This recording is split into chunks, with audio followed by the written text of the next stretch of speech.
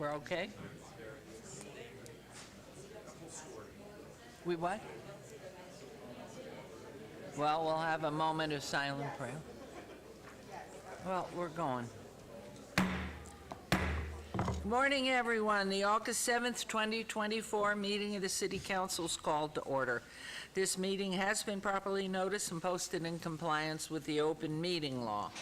Our proceedings are being video recorded as well as presented live on KCLV Cable Channel 2. You may also watch the meeting live on Apple TV, Roku, Amazon Fire TV, on the Go Vegas app. The City Council meeting, as well as all other KCLV programming, may be viewed on the internet at www.kclv.tv/live. The proceedings will be rebroadcast on KCLV Channel 2 and the web the Wednesday of the meeting, 8 p.m., Friday at 4 a.m., Saturday at 7 p.m., Sunday at 7 a.m., and the following Monday at 5 p.m. This building is protected by state-of-the-art fire detection and suppression sprinkler systems, so if alarms should activate during our meeting today, please evacuate using the exits at the back of the chambers, go out to the mezzanine, proceed out the double doors to the terrace, go down the back staircase. For anyone who has difficulty with stairs, please check with a marshal or fire official for assistance. And once outside, assemble on the northeast corner across the street from City Hall at Lewis and First Streets. Employees wearing safety vests or city marshals will inform you when it's safe to re-enter the building. For public comment related to items on the agenda, citizen participation, and public hearing items, we have available a speaker card which you may complete and submit to our city clerk up front. Cards are available in the clerk's office or at the rear of these chambers. However, if you do not submit a card, it does not prevent you from speaking under public comment, citizen participation, or specified public hearing items. If anyone's present today who has need for hearing impaired equipment, please see our city clerk up front here. And if you parked in the parking garage across the street, a self-validation machine is located in the foyer between our council chambers and the security desk you walk through to enter chambers. You must have your ticket with you to use the machine. However, if you do not, please see security personnel when exiting for your validation coupon. Before we proceed with the agenda, would everyone please rise for the invocation? Okay, is Pastor Andrew Mason here? Okay, we will then have a moment of silent prayer, please, for everyone in your own way, about those who are not as fortunate as we, or for whatever you wish.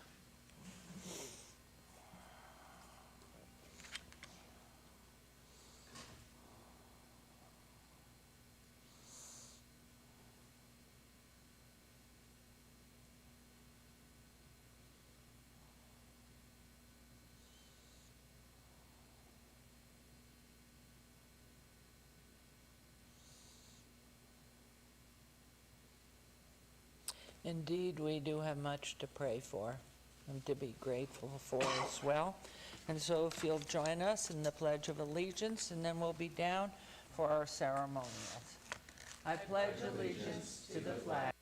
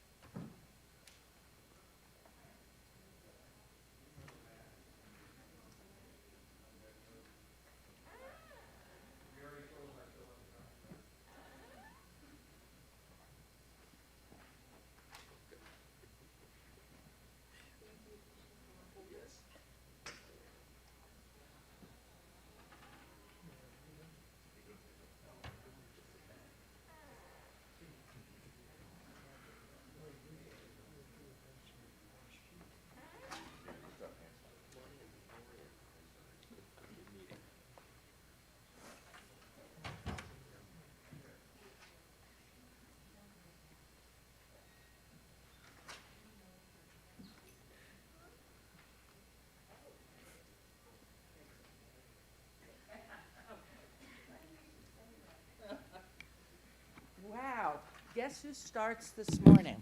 Good morning, everyone. We're so excited. And this lovely lady, a friend and also a wonderful Councilwoman Bruni, has our first ceremonial for today. Good morning, everyone. So the person I am honored to recognize this morning as Citizen of the Month is Officer Christopher Allen. And if I could have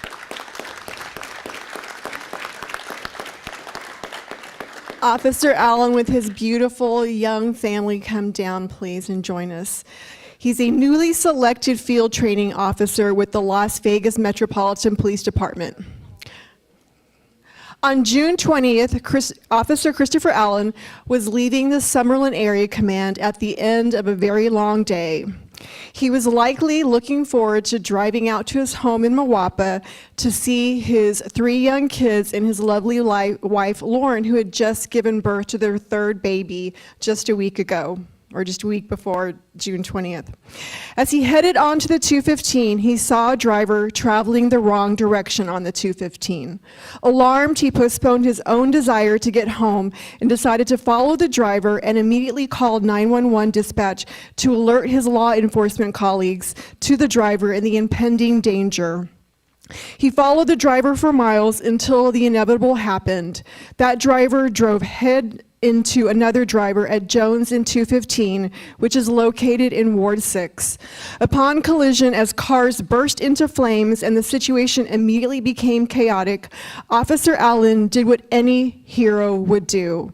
He immediately jumped out of his car, leapt across the highway median, and ran into the burning and disabled vehicles to try to pull victims out. He did this in seconds, never pausing to think about the risk to his own well-being. Officer Allen's actions on that day were heroic, and for that we are honored to recognize him. His actions and his commitment to a life of public service, where in any given moment he might be called to put his life on the line to help someone, to help his community, are fueled by his deep faith. It would be one thing if Officer Allen were to only have demonstrated such heroic actions and selflessness on this particular day. But as it turns out, according to his colleagues at the Summerlin Area Command, Officer Allen is known for putting others first all the time. In the 8 years that he's joined, or since joining Metro, he has demonstrated exemplary leadership as evidenced by his promotions and most recently becoming the field training officer, he will be tasked to train other officers. His actions reflect not only the values of Metro, but also the values of the city. Kind, committed, and smart. As such, it is my humble honor to recognize Officer Christopher Allen as our Citizen of the Month, and I have a proclamation for you. Thank you, Councilman Knudsen.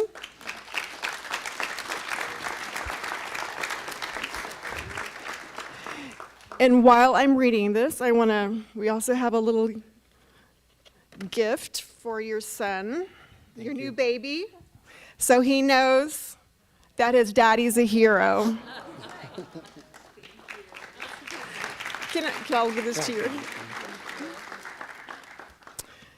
So the proclamation reads, whereas Officer Christopher Allen was born and raised in Las Vegas and has made a beautiful home in this area with his wife Lauren and their 3 children, and whereas Officer Christopher Allen, fueled by his deep faith, has sought a life of public service and a law enforcement career, joining the Las Vegas Metropolitan Police Department in 2016, where he has worked at various area commands before finally landing at the Summerlin Area Command, and whereas Officer Allen has parlayed his intelligence, people skills, and leadership into critical positions as an intelligence officer analyzing crime trends, and most recently as a field training officer who is helping mold new officer.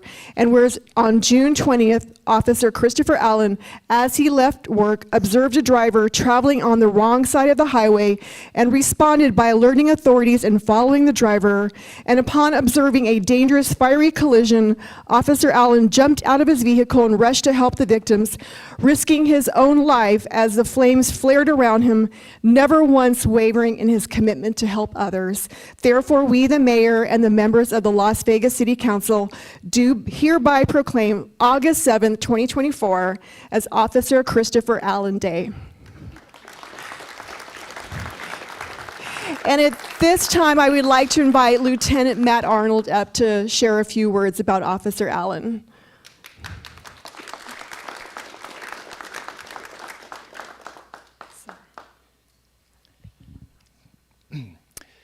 Thank you all for coming. After hearing what he did that day and hearing it again today, it's no surprise to me. From my time that I've been at Summerlin Area Command, I've heard nothing but exemplary comments reference Chris Allen. He puts the community first. His work ethic is second to none. Every motivation behind what he's done for Summerlin Area Command in this community has put them before himself. As you see, he's a family man with his family here. They're extremely beautiful. I'm glad they could be here with him, and I'm glad you guys can all be here just to hear a little bit of what he does every day. This is just the tip of the iceberg on what kind of officer and person Officer Chris Allen is, and I couldn't be more proud to have him get this or to be here and be a part of it. And I just wanted to say, honestly, thank you for everything you do for this city, the area command. I miss you working directly for me anymore, and we definitely appreciate you. It's well deserved, sir. Thank you.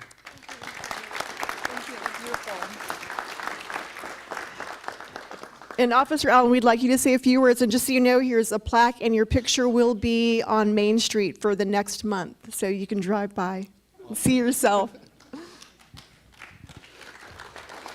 Thank you very much. I'm super grateful to be here with my family this morning.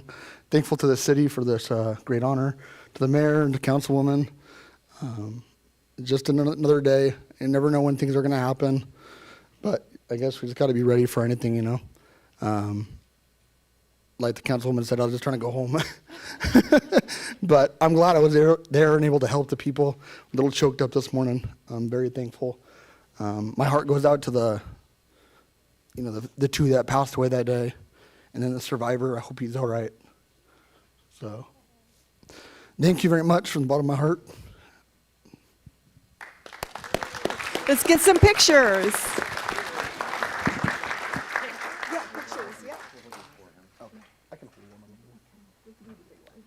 It's hard to speak with a kid in your arms. It is. You did a great job. Oh, and we hold it? Thank you. We're gonna go. We're gonna go in front. You'll Perfect. go up in front with mom? Should we have a whistle? Right up front with your mom? Come here, my finger.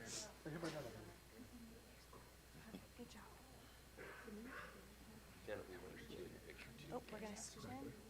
Officer, can you get in?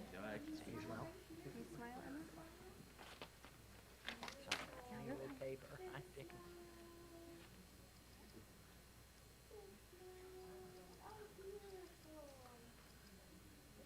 Thank you. Thank you. Congratulations. Beautiful, beautiful.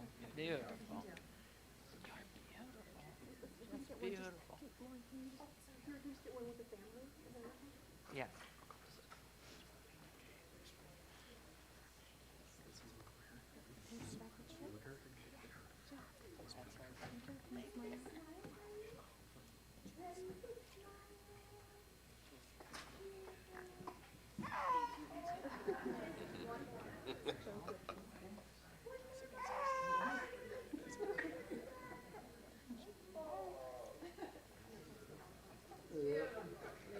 You get to sleep there for Daddy.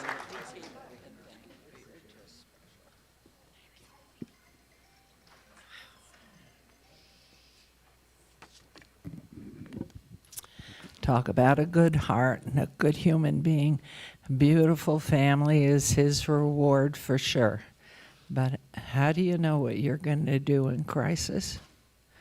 And there is one heck of a guy who is one of our own, Las Vegas, and we're just so grateful and proud of you and your beautiful family. So have a wonderful day and enjoy your very special family and life. We love you. Take care. Wow, what a great guy. And now it's your turn. And so our second lovely and our third lovely is over there. But right here this morning, Councilwoman Diaz in Ward 3. And you have our second ceremonial. Hope it's a goodie. Okay. Thank you, Madam Mayor. Good morning, everyone. Thank you for joining us on this Purple Heart Day. I have the distinct pleasure and honor to recognize the work of two stellar organizations and staunch advocates for our military and veteran community in the city of Las Vegas. I'd like to please invite the members of the Armed Forces Chamber of Commerce and Veterans in Politics International to come on up. Let's give them a round of applause.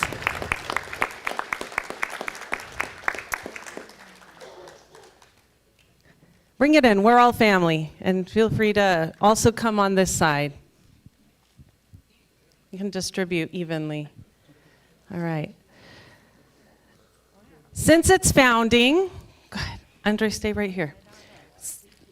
Since its founding, the Armed Forces Chamber of Commerce has supported service members who have followed their dreams of opening their small business.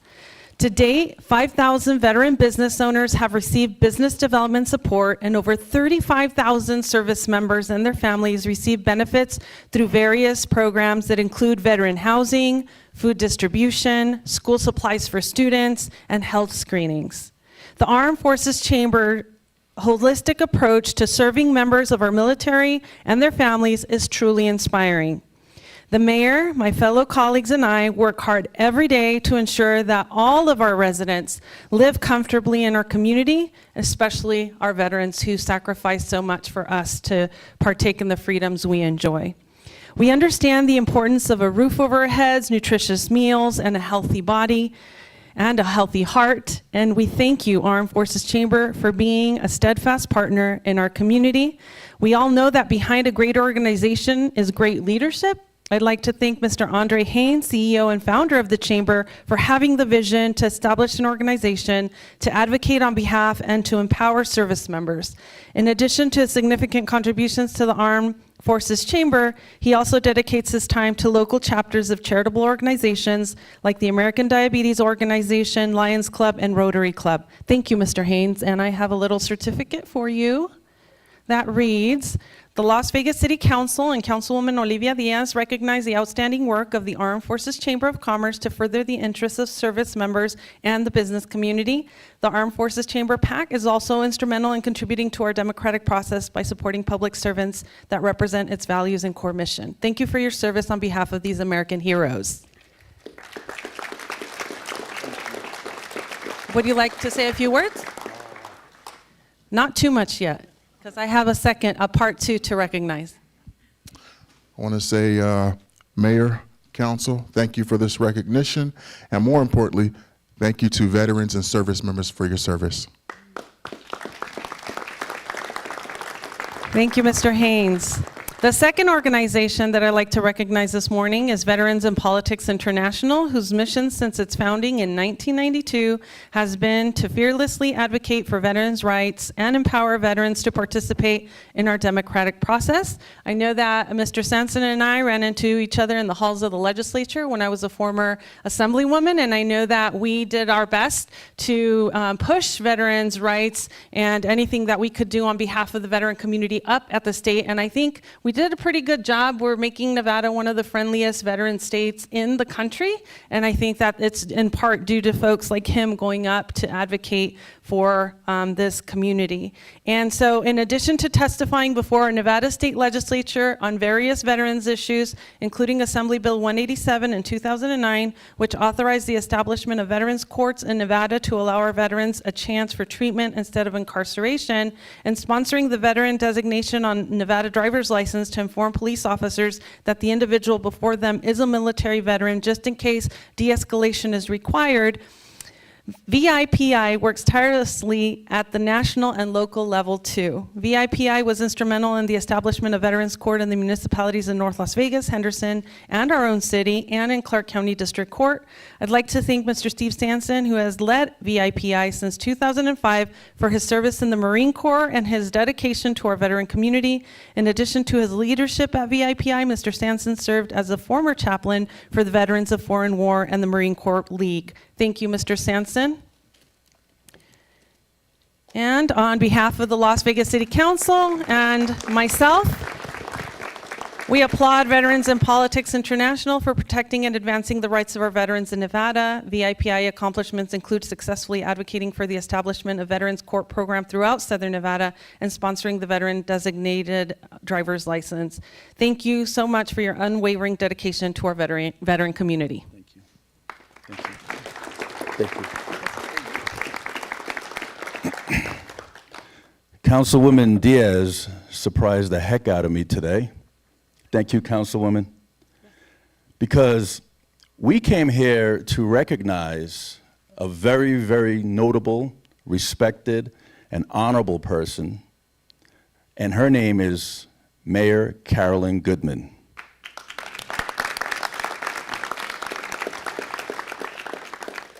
The Veterans in Politics International and the Armed Forces Chamber would like to give a Lifetime Achievement Award to Carolyn Goodman. Andre? I'm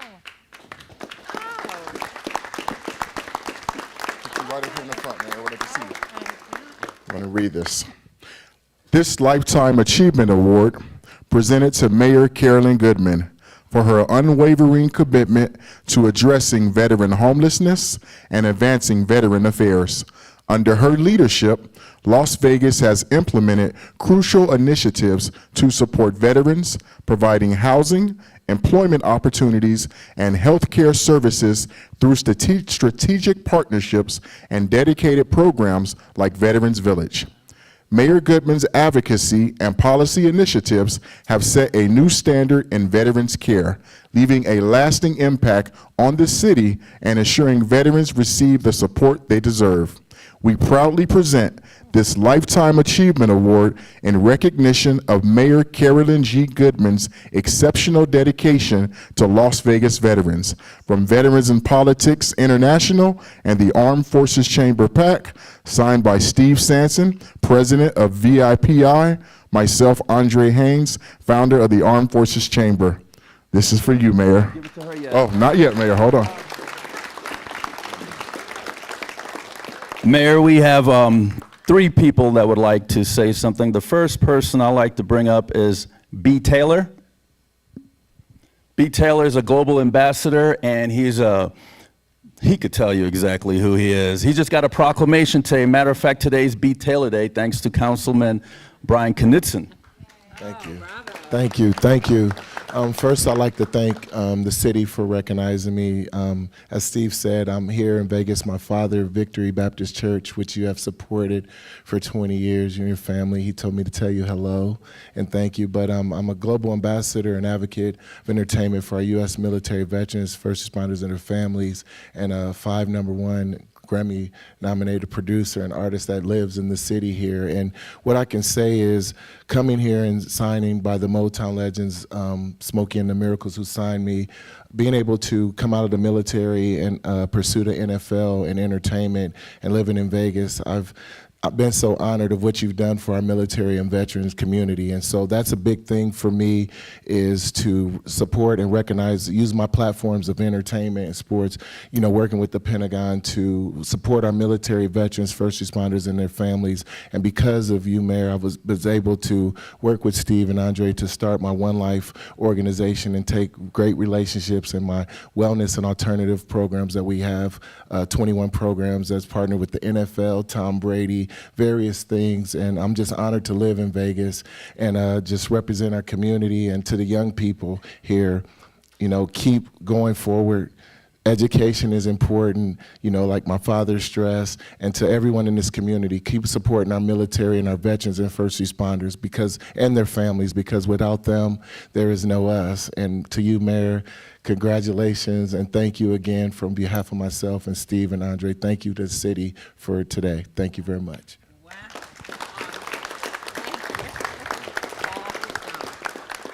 The next speaker I'd like to bring up is Shelley Berkeley, former Congresswoman.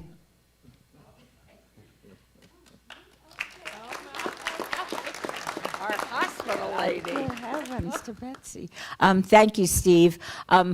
Mayor, I am absolutely delighted to be here to watch you receive this remarkable award. It is more than just the annual or the monthly. This is a Lifetime Achievement Award for all of the work you have done on behalf of our veterans. I know how much the veterans community appreciates everything you've done. They are always paramount on your mind. And it makes me very proud as a Las Vegan to know that my mayor and the members of the city council work so hard on behalf of the people that have sacrificed so much on behalf of the rest of us. So congratulations to you, and a well-deserved honor. I also want to acknowledge both Steve and Andre. I am very long time and dear friends of both of them, and I worked very closely with them when I served in the United States Congress. I know how hard they work on behalf of the veterans of this community and this nation, and it makes me very proud that they are being acknowledged in this way today, because they deserve it, and they often don't get acknowledged for the 24/7 work they do on behalf of our veterans and the rest of us. So thank you, Steve. Thank you, Andre, for making this community a better place to live, not only for our veterans, not only for our veterans' families, but for the rest of us as well. So thank you very much. Thank you, Congresswoman. And then we have James Jonas, our Auxiliary Director from Veterans and Politics. Well, first off, my thank you to Mayor Goodman is actually something that's very near and dear to me. Mayor Goodman has survived breast cancer, not once, but twice. As someone who has lost 4 loved ones specifically to breast cancer, I can only about imagine what that must have been like for her, as not just as a mom and as a wife, but when you got to explain it to your children, and then at the same time you're trying to run the entertainment capital of the world and be the mayor of Las Vegas. That's a phenomenal feat. And there's no one more deserving than a Lifetime Achievement Award, in my opinion, than Carolyn Goodman. I moved here in 1986, and I can tell you what downtown used to look like compared to what it looks like today. And between her and her husband, it's just a tremendous change. And we're not afraid to come downtown anymore. We used to, but so just, I'll be quiet now because I tend to go on forever. But Mayor Goodman, thank you so much for 12 years of dedication to this great city. And may God bless you in your next endeavor. Mayor, Mayor Goodman, from the bottom of my heart, I would like to thank you for serving the city. The Goodman legacy went 24 years. 24 years, folks. Plus one. 25 years. And I can't go without giving this to Mayor Goodman as well. Thank you so much. Now you could talk, Mayor. Oh my gosh, you've made our house so happy. That's Oscar's favorite water. He washes with it. He brushes his teeth with it. He takes it before he goes to sleep like a sleeping pill. I mean, oh my gosh. But you all know, first of all, I want to thank you all. I want to thank you for your service, which is something that I look at the next generation that's here too. This great country wouldn't be here, as we all know, without those who've gone before us. We see it all the time, we know it. But we have so many veterans here that live in our community, have done so much to set goals, to give thanks, to inspire all of us as we look into the future and know what glory is ahead, but what responsibility we have to those who've done so much for us and given us this opportunity in life. As for Oscar and me, nobody's had a better life than we've had. This is such an honor, but believe me, I know it's not us. It's the family of this wonderful community. And when I think of safety first and our law enforcement, who every day, and as we've honored one of our law enforcement today, every day of our lives, if we're not safe. And I think you alluded to being here and what downtown was like before. That's because of the sacrifices and the willingness of so many in our community. And I believe that each one of us is part of this great mixed family of people and ideas and cultures and beliefs and temperaments, that we just are a beautiful place. And having known you for so long, so many of you, and so grateful, and I'm looking at somebody back there who I think maybe I'm older than you. I hate to think. But what a wonderful, wonderful surprise this was, what an honor. And it's wonderful to go home to a happy husband of 62 years, who's always complaining about something, you know him. But when I come in with this, Steve, I am sainted today. And Councilwoman, thank you. And I will make sure I forget all the books I'm going to take home. It's just going to come right next to my heart for the king of the house. So thank you, and God bless you all for taking care of our community, for choosing to make this place the place you want to live and you're going to take care of today and every day in the future. And I remember so clearly, too, Arnie Stock starting our Veterans Village #1, which was tremendous. But even before that, Congresswoman, when you opened that hospital in North Las Vegas, a real, real tribute to those who've served, who continue to need help and services and care and love and respect. So really, I'm going to take this to my side of the bed while he takes that side. And I'm going to just hug this little trophy that I have here and thank you all. It's just very touching to me and beautiful and really makes me weep. So thank you, thank you, thank you. Thank you, all of our veterans, for your service. Semper Fi. Semper Fi. I've got a Semper Fi. So thank you all for anybody in every service. Thank you. Can we get a group? Madam Mayor, yeah, I was going to say, I'm not sure, we probably should move the, yeah, we'll make sure this is taken care, well, good care of. Oh, yeah. Oh, beautiful. Mayor, this is the box for that. Oh, is this beautiful? I've never seen a plastic one work. They're usually congratulations.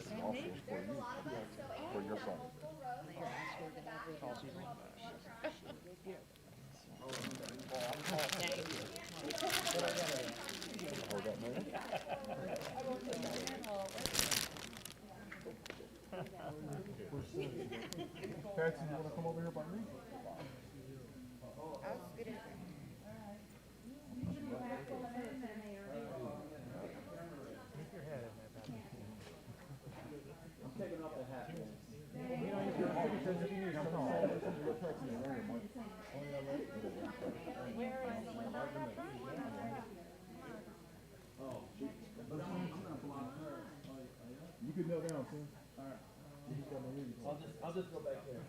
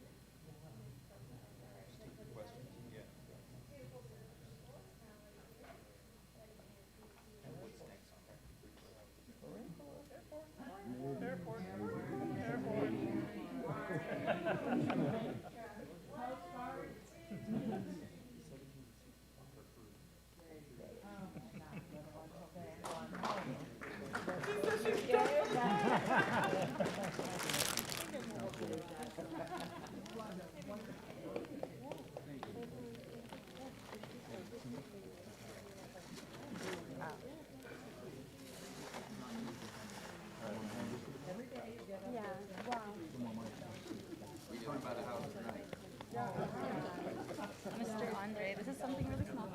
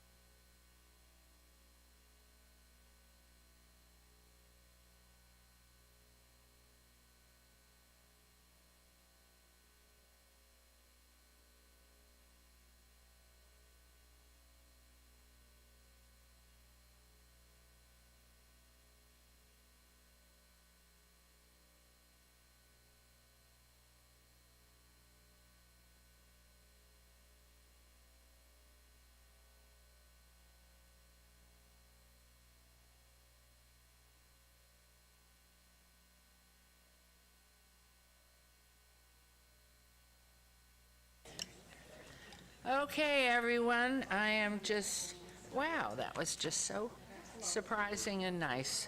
So back to business. My vacation's over. Okay, we're on agenda item number 7. Are we okay, Mr. Riggleman? Yes, ma'am. Good. Public comment during this portion of the agenda must be limited to matters on the agenda for action. The amount of time any single speaker is allowed may be limited. All comments made will be cross-referenced to those specific items, and if anyone submitted a speaker card who wishes to speak under this portion of the agenda, please come to the podium, state your name for the record. It's your opportunity to address our council, but council will not respond or engage in dialogue. We'll set the time at 1 minute. Good morning. Good morning. Well, you don't age, do you? Thank you. I've seen you 3 years ago, if you remember me. I had blonde hair. Oh, see, you changed. We all change. I'm an informant. With Metro Police Department. First thing you have to tell us who you are. Okay. Your name. We need to get rid of the bad people in this city. No more. No Your more? name. David DeMason. Hi, David. Oh, yeah, Okay, I don't hear very good. That's okay. And Mayor, make sure he's on an agenda item. Okay, and what item do We need to get rid of these drugs before all these people start dying. They're getting very, very bad in the city, and they're doing fentanyl pills now, which are blues. You can get them for $2 a piece now. They were $5 a piece, and in San Diego, they were $28 a piece 6 months ago. They're getting worse every day. Every day, people are dying. Okay, David, I appreciate your coming down, but for general comments, you'll have to wait to the end of the meeting. These are specific, unless you have a specific item. One more thing. Let's paint the sidewalks a color. Okay. Because in seal all the dirt that's in them sidewalk. Let's acid wash them and epoxy them gold or silver, because Las Vegas is gold or silver. Thank you. Thank All you, right. David. Thank you, Mayor. Thank you. I'm glad you're the mayor. Thank you. Good morning. Good morning, Mayor, Council folks. My name is Vince Saavedra, for the record, Vince, V-I-N-C-E, Saavedra, S-A-A-V-E-D-R-A. I'm the Executive Secretary Treasurer to the Southern Nevada Building and Construction Trade Unions. We represent 19 construction unions. Wow. We represent over 30,000 families, working families in Southern Nevada. I'm here to speak on agenda item 42, since it covers all wards. Any public works job, I strongly still believe that we should have a community benefits agreement on public works projects over a certain threshold. I've spoken to many of you council folks one-on-one individually about this.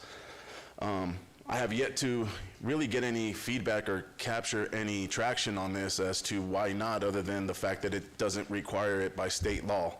I'm more than prepared and willing to go to the Nevada legislature and try to make it happen that way, or we could just try to handle it here, because I don't think it's fair that the state tell the city what to do. I think the city should be able to make its own decisions on good merit. And for those of you who don't know what community benefits agreements are, the key points that I'm trying to make is that we should be able to hire people within the community and have apprentices from that community. For instance, the historic West Side, Ward 3. And if any of you electeds want to know more, please reach out. I know you have my number, because you call me for contribution checks all the time. So thank you. Thank you very much. Thank you. Well done.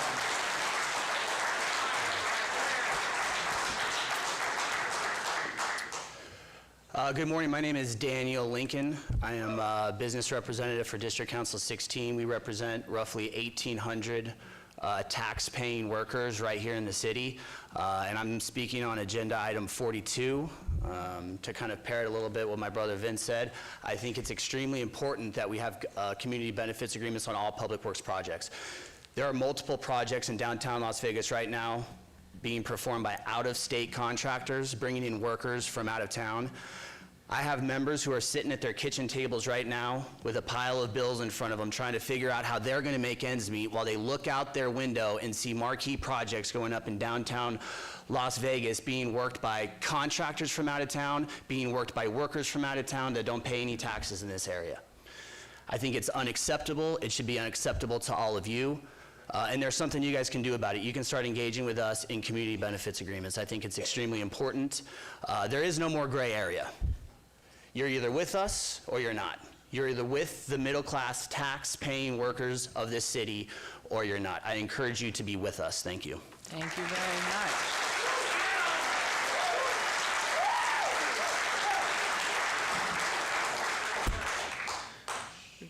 Good morning. My Be name is kind and take off your hat, please. Thank you. I appreciate Good morning. My name is Joe Musa. I'm an organizer with District Council 16, and I've been a member of the Glazers Local 2001 for 11 years. I'm born and raised in Las Vegas, and like my brother Daniel Lincoln said, when we see a large project going up in downtown Las Vegas being performed by out-of-state contractors, knowing all those dollars are going out of our city, it really affects us. So we just ask that you support a community benefits agreement and let Las Vegas locals build Las Vegas. Thank you. Thank you.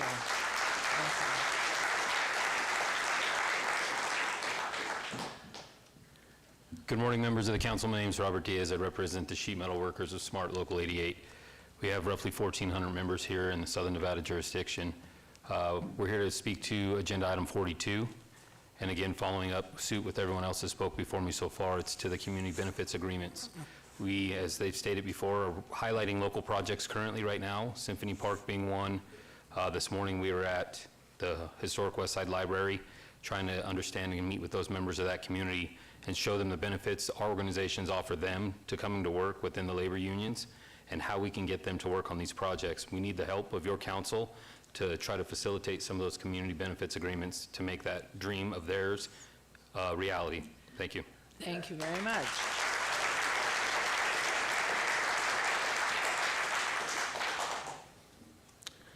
Good morning, Council. My name is Jimmy Schwartz. I represent the Ironworkers Local 433. Currently, we've got hundreds of members out of work. Meanwhile, out-of-state contractors are taking that money home. They're not buying groceries here. They're not buying clothes here. They're not putting their children to school here. They're not going to be visiting the library. You know, we'll take pride in these buildings. You know, and these individuals they're just not. We're asking for your support for community benefits agreements. Thank you.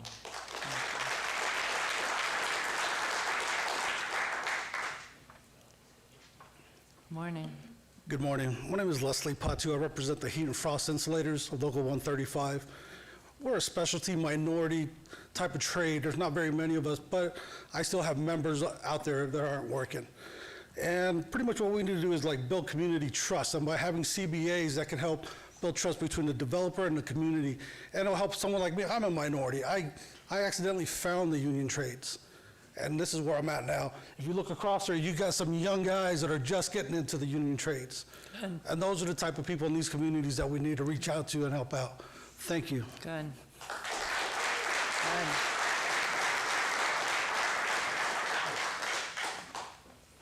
Good morning, Council. My name is Frederick Viznicki. I represent the Ironworkers as a business agent in Local 433. I'll be here for the next 3 years, and who knows after that. But with that being said, the community work projects and just putting our own to work is a huge success for everybody. If you think about Pittsburgh and Baltimore, the drug epidemics, we talk about, the gentleman before me talked about the drugs in this city. And as I drive through all the city on my daily work schedule, people are in the streets, skinny. They look like they're 80 pounds. If you work with us, we will build together a better city and a better youth of the future. Our apprentices, they're willing to work. We'll encourage them to be sober, to show up, to work hard, and to represent your city, our city now. It's my city now, okay? I've seen what happened in Pittsburgh. My dad left in the 60s to come to California, and I'm proud to be a 44-year iron worker, and I'm proud to be the representative of these guys. When I came up here, it was like, okay, a new town, a new thing, but the first thing when I woke up on Sunday morning after being elected, I said to myself, we are Vegas. Corny idea, I want to make t-shirts says we are Vegas. So my ambition and my enthusiasm is as good as it would be if I was anywhere else. Thank you. With that being said, putting our people to work, putting the building trades, women and men to work, putting our youth to work, will keep them from going to the drug dealers and everywhere else. Please consider us, work with us, and I look forward to meeting each and every one of you. Thank you very much. Thank you. Thank you. And please, since so many of you are willing to speak and we appreciate your thoughts and your comments, please try to keep it to a minute. You'll get a ding when you're down to your last 15 seconds. Thank you. Good morning, City Council. My name is Jose Vega. I am the Compliance Officer for Local 162, Roofers and Waterproofers. Here today, we have our apprentices from our first step class. Some of these apprentices here are very hungry to try and get out there in the world and learn the trade and be able to work alongside with the journeymans and just be better at their craft and be able to support their families. These community benefit agreements are going to be able to help them out because currently I have 4 apprentices, first steps. They're the cheapest of the cheap when it comes to our laborer side. And they are not working because there is not work sometimes. And that happens because we have contractors coming out from out of town that are taking work from guys here in town, men and women, members of our unions. And I would really like to see that change. Thank you. Thank you very much.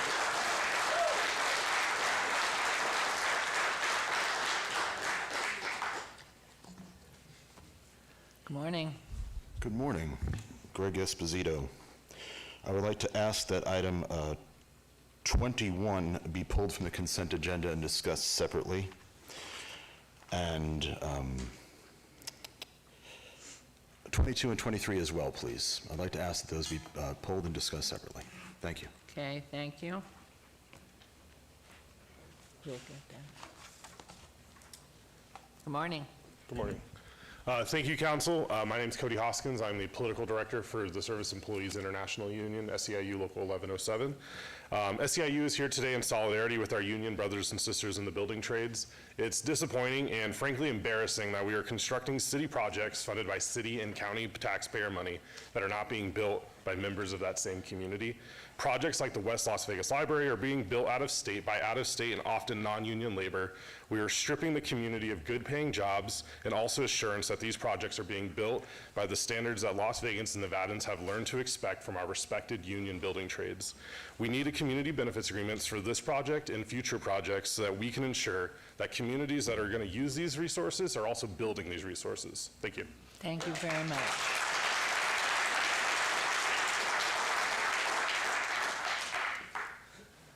Good morning. Good morning. My name is Jonathan Whalen. I represent Local 525 Plumbers and Pipe Fitters. I would like to ask for your guys' support on Article 42.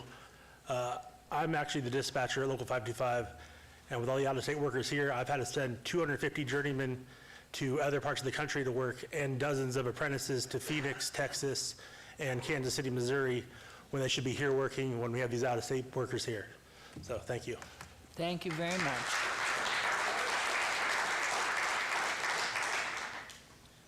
Good morning, Council. My name is Chase Hoskins. I'm a business agent with Plumbers and Pipe Fitters, Local 525, Las Vegas, Nevada.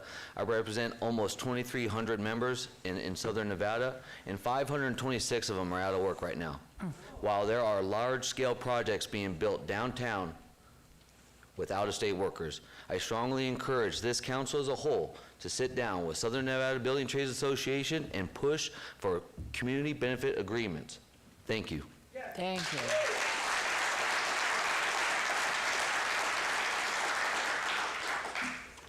Yes, my name is Ed Euling.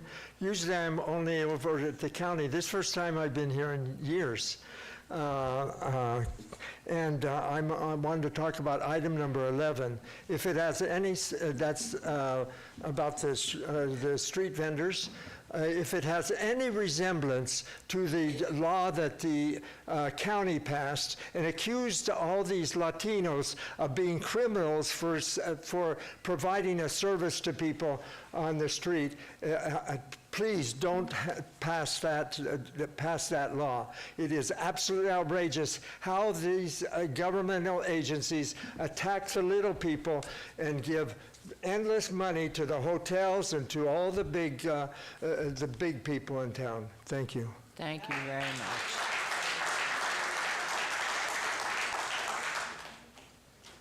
Good morning, Council. My name is Al Lopez. I'm with the Sheet Metal Workers Local Union 88.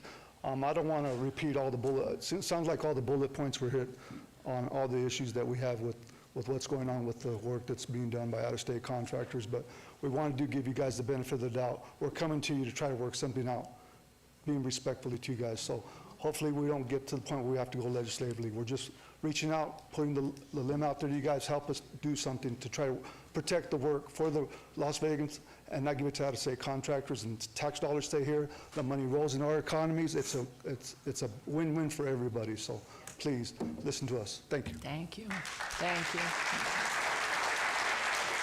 Anyone else? I'd like to make a comment. This is just me, Carolyn Goodman, as someone who's had the great joy and honor of being mayor for 13 years. When I first ran for the position of mayor, I think I visited as many of the union centers as I could. So impressed by the apprenticeship programs and their training to keep going and learn and become journeymen. And regardless of whichever union it was, the programs were outstanding. And as I went through the next 13 years, when I spoke to groups interested in employment, I always asked the union involvement to go into the high schools and make sure, if that is part of the curricular offerings, that you talk about how great it is to be able to have that training and develop a skill and have a dignity in life by being a member. And so I want to thank you all for coming down. Certainly we know as we have projects and project labor agreements, I know our city manager can talk to it, since not only is he city manager, but former head of public works here, how significant it is exactly to what you're referring to keep our people employed. The realities are that as we go forward and continue to build in this community, it's dialogue, it's help, it's sharing ideas, so that we can make sure, as hired big companies from out of town that have the ability to keep pricing in a range, that we can make sure that our unions are doing work that will keep our community healthy and our people employed. So it's very important. I want to thank you all for the great respect you've shown this body, and how clearly you spoke.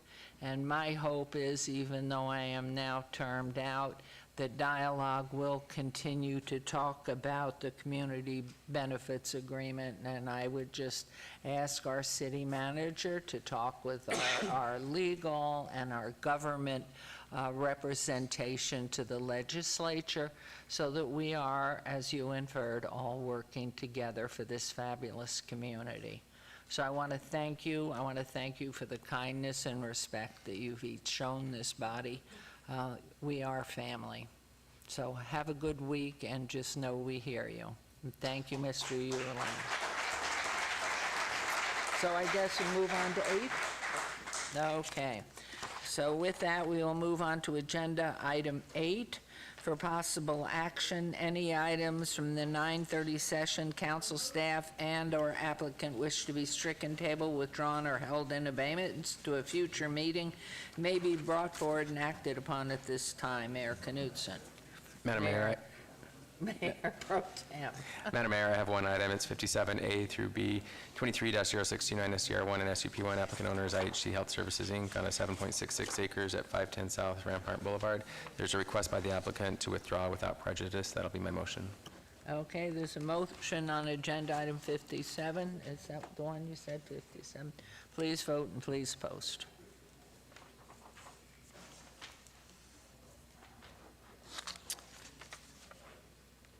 And I think it carried, but I didn't see it. It did? It carried. Thank you. It's struggling. We all have moments, though. It does say pass, but no names. Okay, we'll move on to agenda. We believe you, Dr. Holmes. So, moving on to agenda item 9 for possible action to approve final minutes by reference to the June 26, 2024 special city council meeting. Mayor Pro Tem, may I have a motion to approve those minutes? Move to approve. There's a motion to approve the minutes. Thank you, and please vote and post. And I'm sure that carried. This is not rocket science. There we go. Thank you. We're on to agenda item 10, which is going to be trailed until after our closed session. We'll move on to the consent agenda. And items 11 through 48 on the consent agenda are considered to be routine, recommended for approval by the departments, and may be enacted in one motion. I have been advised by our attorney that a consent item does not need to be pulled simply at a request in this instance. So at this point, we'll just go ahead. I mean, looking at them, and I think our visitors in public were so articulate, I wouldn't mind, you know what I think I'd like to do, since they have stayed to wait, that we would go ahead, pull 21, 22, 23. This is the first time we've ever done this for in-public comment, because never before in 25 years have I seen this do. So just know, sirs, that we will let you make 1-minute comments each on these items 21, 22. So therefore, we will be approving 11 through 48 without 21, 22, 23. Please. Madam Mayor, I'm going to make a motion to approve the consent agenda items with the exception of 21, 22, and 23. Great, And we'll thank pull those you. forward. And please vote and please post. Okay. So gentlemen, are you waiting on, wonder, I'm looking, you're in your shirts, so I'm not looking. You didn't dress in the proper shirts. What good is this? Mayor, Jeff Dorkek, City Attorney, why don't you go ahead then and read 21, 22, and 23, and then you can take their comments, and then after, if there's any staff response, we'll do it. Otherwise, we'll go right to the motions, one after the other. Oh, in fact, could I ask you to read them since you've got them in front of you? Sure. and I don't, please? We're in the Finance, Purchasing, and Contracts Consent section, agenda item 21 for possible action to approve award of bid number 24.69111.09-JG, Durango Hills YMCA Pool Improvements located at 3521 North Durango Drive to the lowest responsive and responsible bidder, Department of Public Works award recommended to Adams Tile and Plaster of Las Vegas, Inc., DBA Adams Pool Solutions, $1,427,580. Parks and Leisure Activities Capital Projects Fund, award for Councilwoman Alan Palensky. Item 22 for possible action to approve award of contract number 24.MWB037-DD Marion Drive Bridge over Las Vegas Wash Study, Department of Public Works, award recommended to Jacobs Engineering Group, Inc., not to exceed $359,973.63, Road and Flood Capital Projects Fund, Ward 3, Councilwoman Olivia Diaz.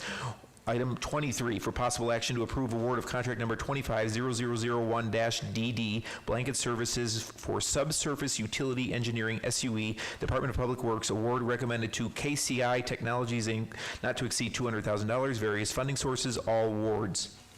Thank you very much. So if you'll each, as you speak, you each get a minute, repeat your name, and then comprehensively as you wish to address them all together or not, that's your choice.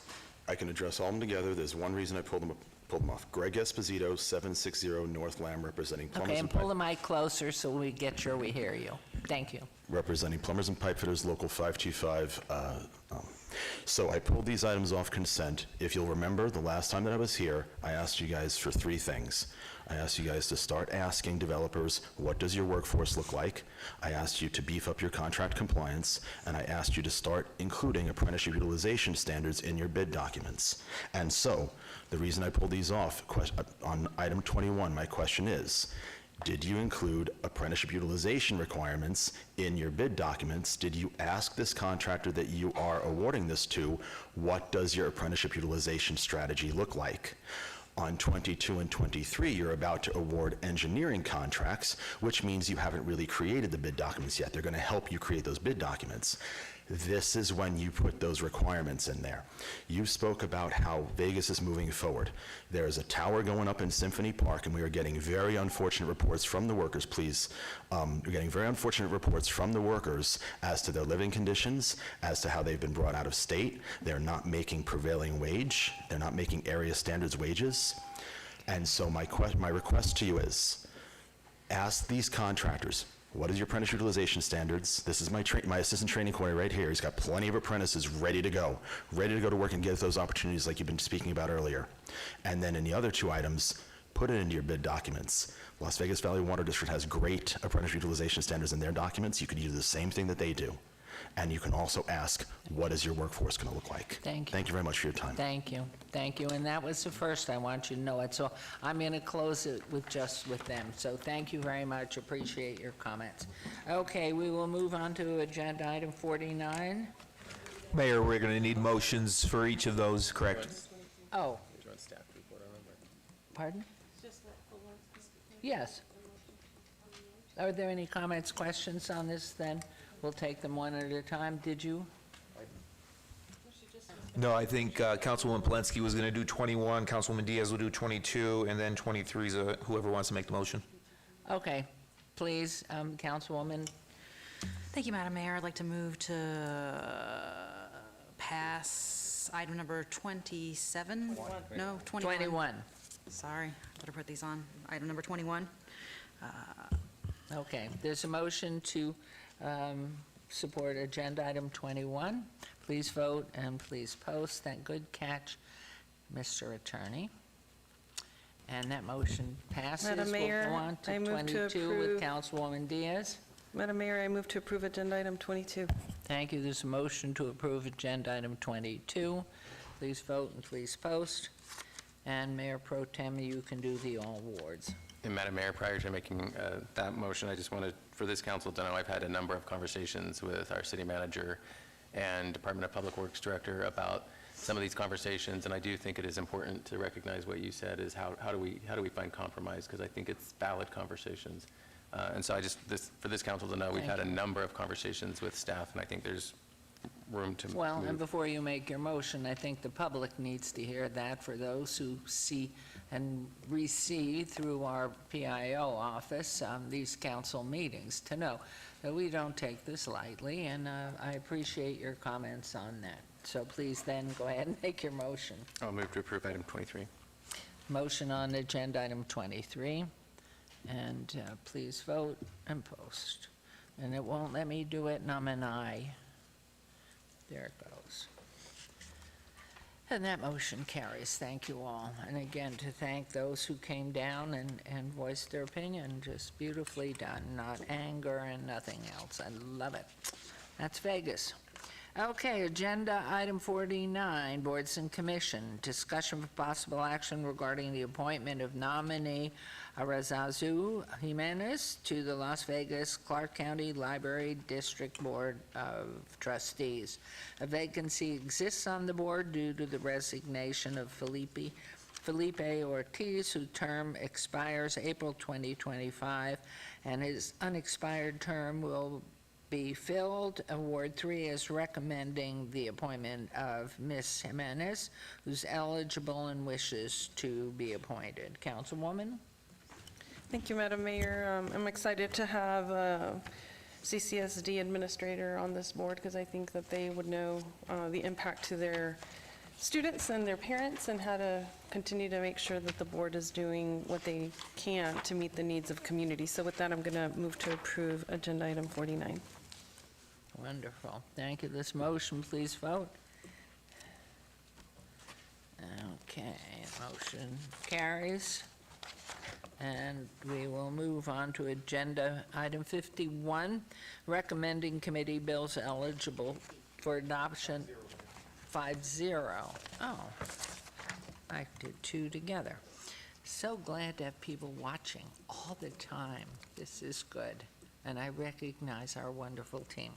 This is agenda item 50, discussion for possible action to consider an appeal of the decision by the City Council designee to impose a lien of $55,000 in daily civil penalties for illegal short-term rental violations for Code Enforcement Case CE 23-02149 regarding property located 4413 Exposition Avenue, property owner, X-Management LLC, Ward 1, Councilman Knutson. Good morning. Good morning, Your Honor. Deputy City Attorney John Curtis, representing the City of Las Vegas. With me is Deputy City Attorney Tamara Canella and Code Enforcement Manager Eric McCoy. I believe Mr. Folks is also present. This is me, yep. And this is on an appeal brought by the property owner of an assessment for fines for the violation of our short-term rental ordinances. I'd like to just give, with Your Honor's and the council's permission, just give a very short overview of the matter, then turn it over to Mr. McCoy, who will go through the factual basis for the fines being assessed, and then, of course, Mr. Folks will then have an opportunity to address the council with the grounds for his appeal. With the council's permission, I'll proceed. Thank you. Okay. This matter concerns Ward 1, an Ward 1 property at Arville and Oakey. The property owner is X-Management LLC. The complaint deals with a short-term rental violations filed by the City of Las Vegas and citizens for the continued violation of our ordinances regarding short-term rentals. X-Management LLC, the managing member is Jonathan Folks, who's with us today, and he's brought an appeal from the City Council designee's assessment of $55,000 in fines. The basis for those fines will be gone through by Mr. McCoy in a few minutes. The grounds for the appeal, which Mr. Folk will go through in more detail, but generally they deal with, he's claiming it is procedurally improper, that there was an arbitrary and capricious assessment of fines that was wrongly decided based upon evidence, and the fine was assessed in an improper amount. But the essence, be that as it may, I think the essence of his appeal goes to the fact that he's claiming that this is not a short-term rental, that the short-term tenants at this property were in fact timeshare owners, and that legally that allows him to avoid compliance with our short-term rental ordinances. I just want to point out a few things before we get into the factual basis of this. The main one being that simply calling yourself a timeshare does not make one, legally does not make someone a timeshare. The council may or may not be aware of the extensive and very, very detailed steps that must be gone through by a property owner to establish a timeshare sales company, and indeed to register as one and to sell timeshares. And that there's no allegation here at any time in the process of this entire case that the X Management LLC is in fact a registered seller of timeshares in the city of Las Vegas for property rights within the city. The second thing I wish to point out to the council is that this matter has legally been decided already by the Clark County District Court. The council may or may not recall 4 years ago in July of 2020, there was a case that was handled by the city attorney's office, and in the matter of the fractionalized Ownership One LLC versus City of Las Vegas. This is case number A19-794-160J, in which the similar issues were brought up by a property owner who was seeking I don't want to be too argumentative here, but seeking to create this subterfuge of property ownership, when in fact what they're doing is using a residential property for commercial purposes and claiming that they are giving people property rights in the property, when in effect what they are doing is running a business in a residential neighborhood with real estate that is in fact residential property. This issue was decided by the district court. I can read portions of that decision into the record if the council wishes me to do so, but for the time being, I'll just point out that it's kind of, as it sits right now, has been litigated in Clark County District Court and decided that what the appellant here is seeking to do is basically just a ploy to obviate and evade our short-term rental ordinances. So with that, I'll turn it over to Mr. Eric McCoy, and he will go through the factual basis for the assessment of the fines, and then, of course, the appellant will have an opportunity to fully present his case. Thank you. Good morning, Mr. Mayor, City McCoy. Council. Eric McCoy, Code Enforcement Manager. The property is at 4413 Exposition Avenue. The case number is CE 23-02149. This is a Ward 1 property near the area of Arville and Oakey. The property owner is X Management LLC, which is the gentleman, Mr. Tyler. The complaint was a citizen complaint for short-term renting. The case was opened April 18th of 2023. A notice and order was issued July 20th of 2023. There was no appeal made on the notice and order. The violations were Title 9.04.010, public nuisance, operating a business without a license, and Title 19.12.010, short-term rental, which is in effect renting less than 31 days. June 13th, 2024, a lien hearing took place with Mr. Boyer, the City Council designee, where civil penalties of $55,000 were imposed for 110 days of violation. If you would, I'm going to go through just the meat and potatoes of the case. May 25th, 2023, on-site inspection by Officer Gonzalez, who is here today, were made in person. He made person-to-person contact with Mr. Tyler. At that time, Officer Gonzalez explained the complaint, but found the property not in violation. The code the code for short-term renting was explained then to Mr. Tyler, and Officer Gonzalez put this into pause to investigate further, as we have a one-year policy for short-term rentals. At the time, the Airbnb site listing was last four ending in 8588. In July 14, 2023, Officer Gonzalez found this address advertising under a different Airbnb website listing ending in 2552. Same property, new website. The site was allowing less than 31-day rentals and had a review for June of 2023. The host was named Tyler. The site displayed a fictitious City of Las Vegas business license, G63-02113, that actually belongs to a bail bondsman. July 20th, 2023, Officer Gonzalez posted the notice and order, which possesses a 10-day appeal. He also called the owner, left a message. Later, the owner would return his call, where Officer Gonzalez explained the NNO and his findings on the website. The NNO appeal deadline passed on August 2nd, 2023. There was no appeal filed. August 18, 2023, Officer Gonzalez reviewed Airbnb website listing, addressing, ending, and website 2552, found the site allowed short-term renting.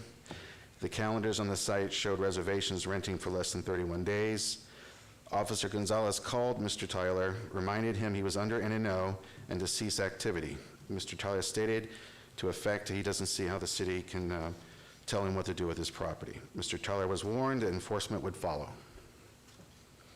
From August 2nd to November 1st of 2023, Officer Gonzalez monitored the website and found that the website was in order. It was checked 3 times and found that it was not listing any advertisement less than 31 days. February 2nd, 2024, Officer Gonzalez found 4413 exhibition advertising under a new Airbnb listing. This would be the third, at ending in 7857, the site allowing a minimum one-night stay. This same day, Officer Gonzalez created a warrant and sent it to the Airbnb platform.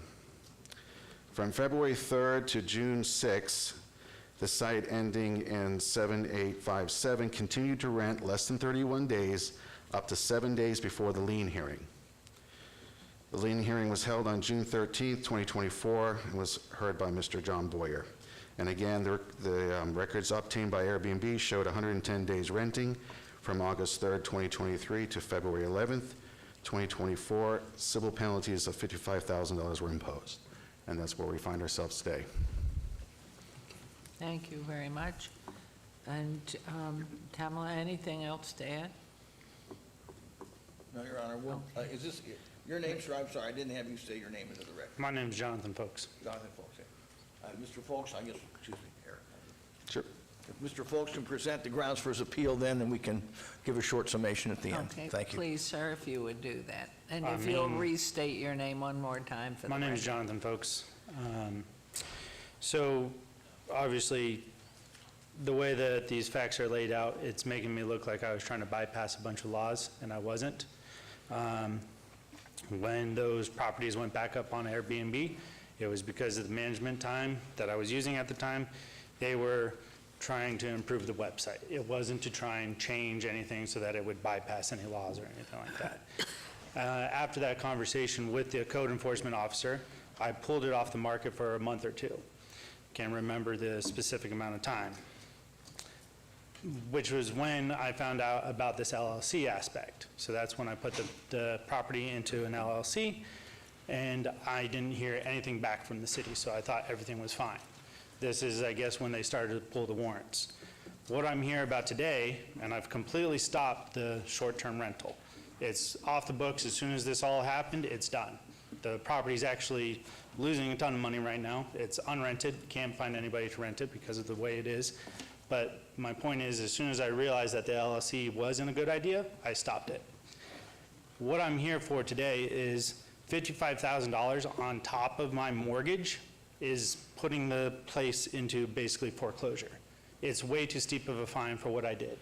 I don't believe that what they're charging me for it's over the top. it's basically going to make me bankrupt everything on that. So I do have a list of stuff here. I've contacted a lawyer. Obviously, I can't really afford one, so he jotted down a couple of notes here for me. But I did contact a lawyer. I do have a written statement that's a lot better than what I'm doing right now.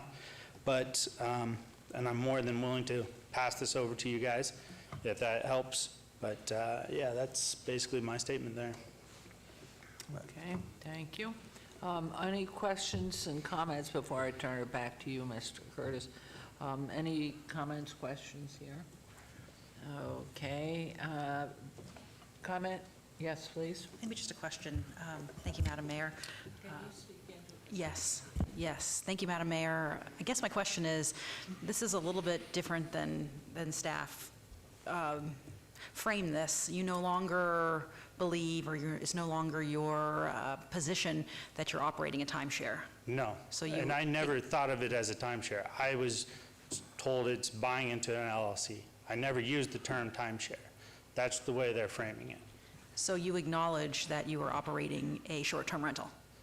I acknowledge that, yes. You just said- And I know that it's done and it's messed up. Once, like I said, the code enforcement officer first approached me, that's when I first pulled it off the books for about a month or so. And that's when I was approached talking with friends that, hey, this LLC idea allows them to buy into the LLC and it's not a short-term rental. And perhaps, I don't know who in staff might address this, but is there a payment plan that's created? I realize the fines are steep, and we do this because the board has decided that we don't want these to operate. So, They can structure payment plans and do all the time in code enforcement, yes. Okay, back to you. Well, I'm sorry, I appreciate Mr. Folks' comments. What I had read, and some of which I thought came from his hand, was that we were going to be prepared to argue about one thing. He's admitting it's a short-term rental, so saves us all a lot of time. He's basically using this appeal to function as sort of a waiver hearing, asking which could have been done before the city council designee, but... Sorry, can I interrupt that? I did ask at that meeting if I could. Is it going to be $55,000? Is there a way to reduce? And they said no. Well, thank you. Regardless, he's entitled to ask for a reduction, basically a waiver of the fine, or some kind of modification of the fine as assessed. He's within his rights to do so here, and the council can use its discretion to reduce or modify the assessment in any way the council sees fit to do so. We can also put him on a payment plan and not seek we don't seek to bankrupt property owners in this city. We want to work with someone who's admitting that he may have violated the city code and wants to do the right thing now. And is there a timeline, Mr. McCoy, or you, Mr. Curtis, as to when the fine has to be finalized? What is the timeline for a payment plan? Well, ma'am, we try to structure it similar to a car payment. So we will take it into like a 5-month program, or excuse me, 5-year program. And on the remaining unpaid balance, I'm sure there's no interest charged, or is there? As far as the property going to lien, we would put the property to lien if he does not charge, if he does not make payments, but I believe there's no interest unless we put the lien on it. No interest accruing on the property in debt. If he's paying on time and correctly, then I believe there's no interest. Sorry, I was told that there would be interest, so I don't know what to believe now. I'm sorry, I didn't hear. I was told that there would be interest in the last meeting. Okay. It's true, if the lien goes an actual property, a fine assessment lien is placed on the property, the interest starts running at that point. As of right now, it's just a flat fine. And was that amount, the accrued amount or interest charged at that time up to the date of this final number? Has there been interest on that penalty from the beginning? No, ma'am, it only goes to interest if it goes to tax lien. So if the gentleman agrees with us to a payment program and he fails to abide by that agreement, then it would go to lien, and then that lien process does have an interest on it.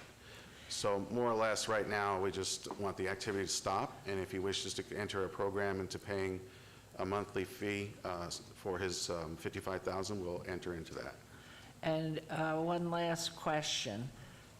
I know when we have properties that have violated some of our codes because they built something or failed to build something, the city then goes in and has to do the work, therefore there's accumulated hours of employment and such.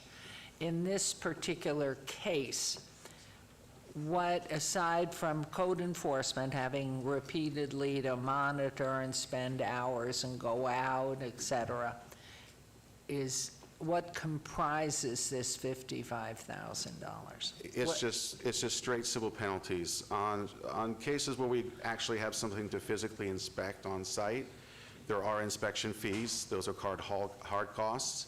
But in this case, with short-term renting, because the platform is basically showing us the violation, it's more admin work.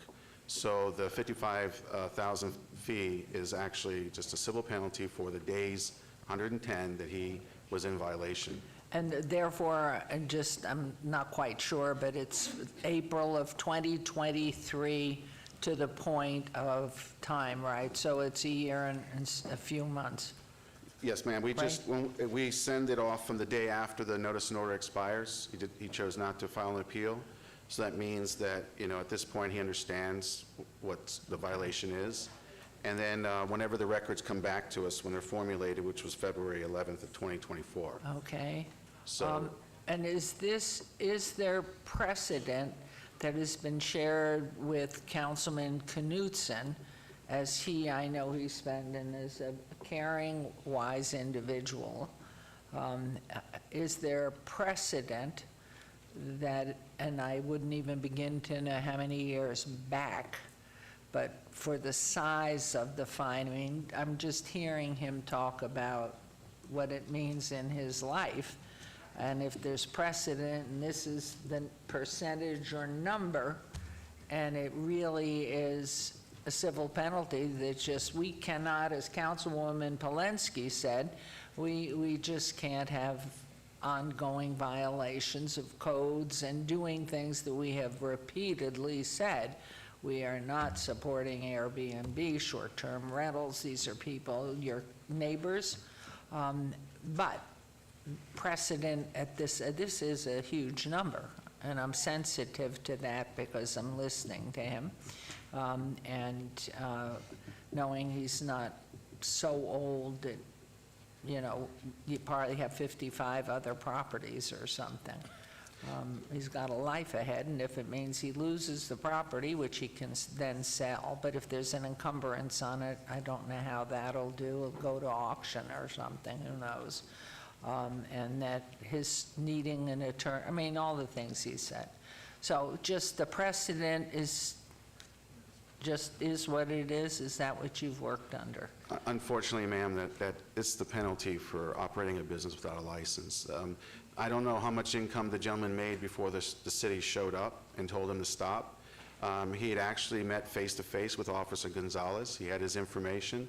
The information is on the notice and order. He could have contacted me directly. He could have contacted the officer directly. Okay. Any time during the case when the fees would have been at the $4,000 or the $6,000 price range, he could have turned around, or he could have contacted us for clarity. But the gentleman chose to go his route, and this is the penalty. Well, and I thank you for that, Mr. McCoy, because I know you've been doing a stellar job in your role here.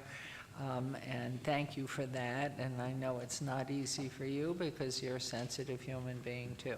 So I will shut my mouth and turn this over to you, Mayor Pro Tem. Oh, yes.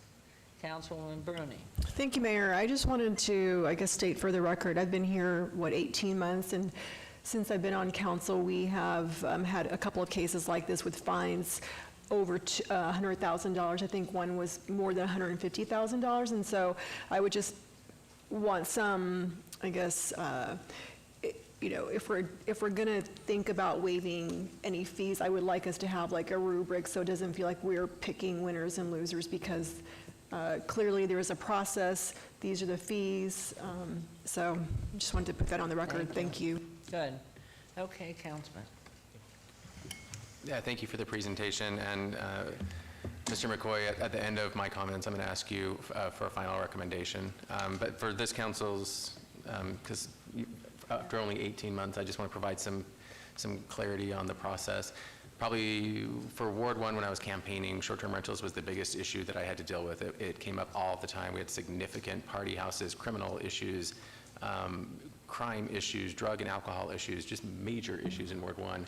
And so what happened was the city of Las Vegas created a great process. We established fines for short-term rentals. I think Eric McCoy and his team has done a great job of kind of shutting that down. As of now, short-term rentals is not an issue for Ward 1. I don't get complaints about it. I know they're probably still out there, but they're not contacting my office, and they're definitely not as significant as we've had in the past. The process for an appeal, so that's where we've made some adjustments.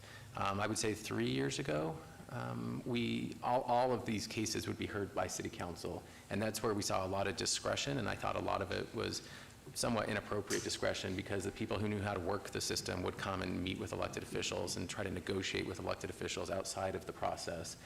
And so we standardized the process by putting an appointee in place who can evaluate all the data without any emotion and establish a recommendation. And so I imagine there's a lot of cases that go before that appointee, and that appointee makes decisions based on the data.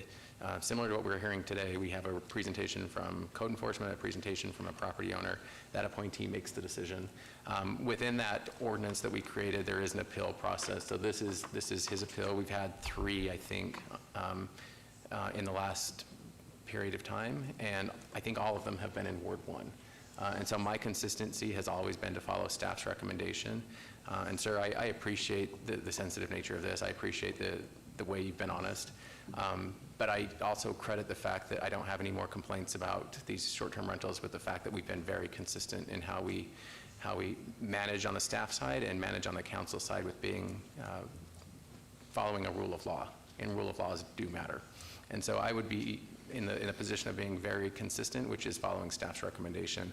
Mr. McCoy, what is your recommendation? Well, I just wanted to state that the city wants to be fair and transparent in all enforcement. The city could have pursued just the advertisement, a daily fee for just the advertisement.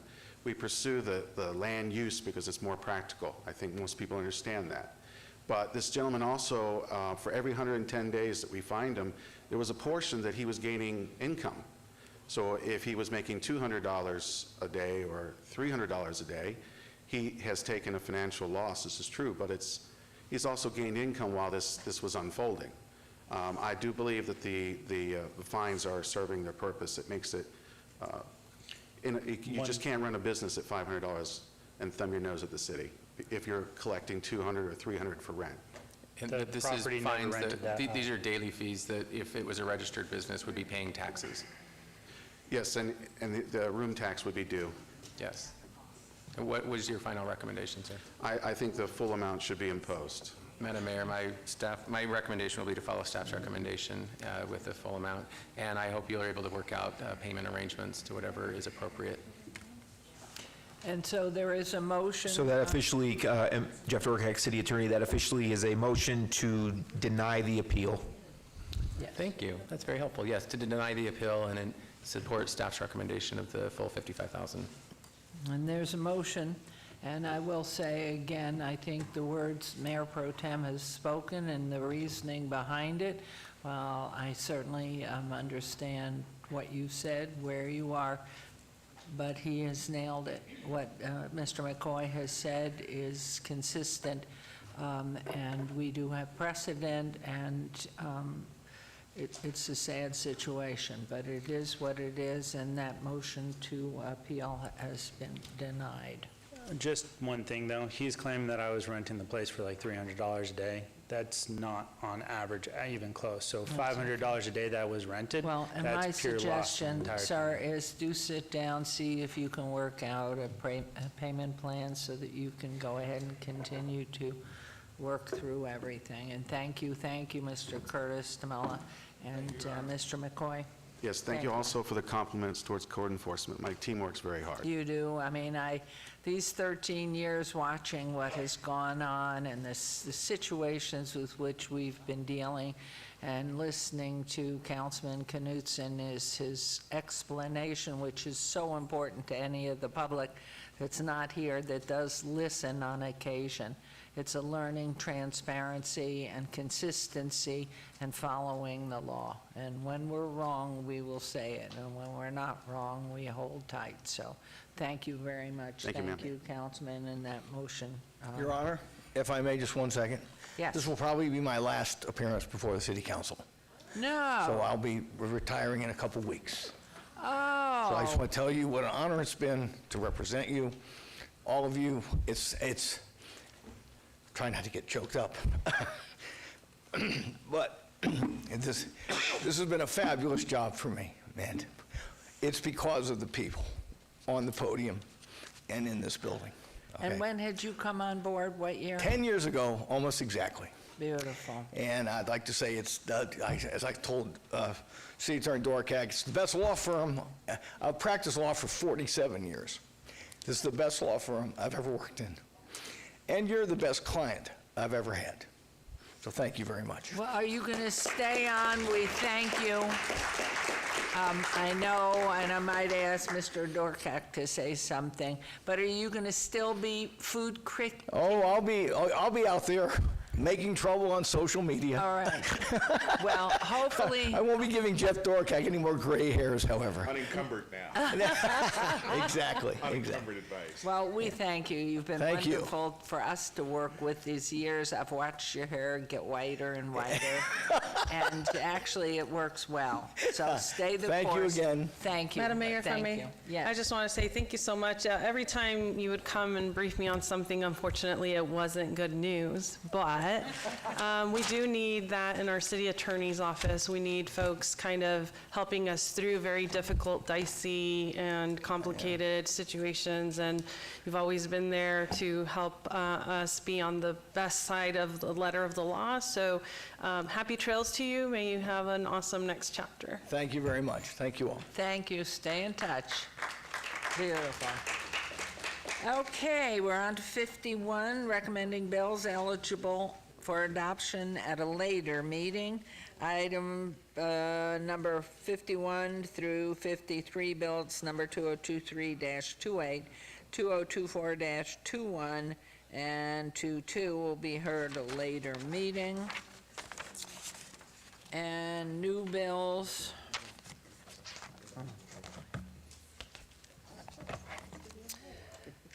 Items number 54 and 55, okay.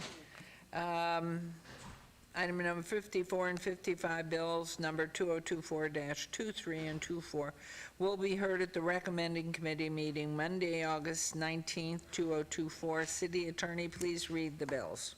Thank you, Mayor. Our extern, Max Abe, who's last week with us is this week, is going to read the two new bills before he heads back to UNLV for his final year of law school. Go ahead, Max.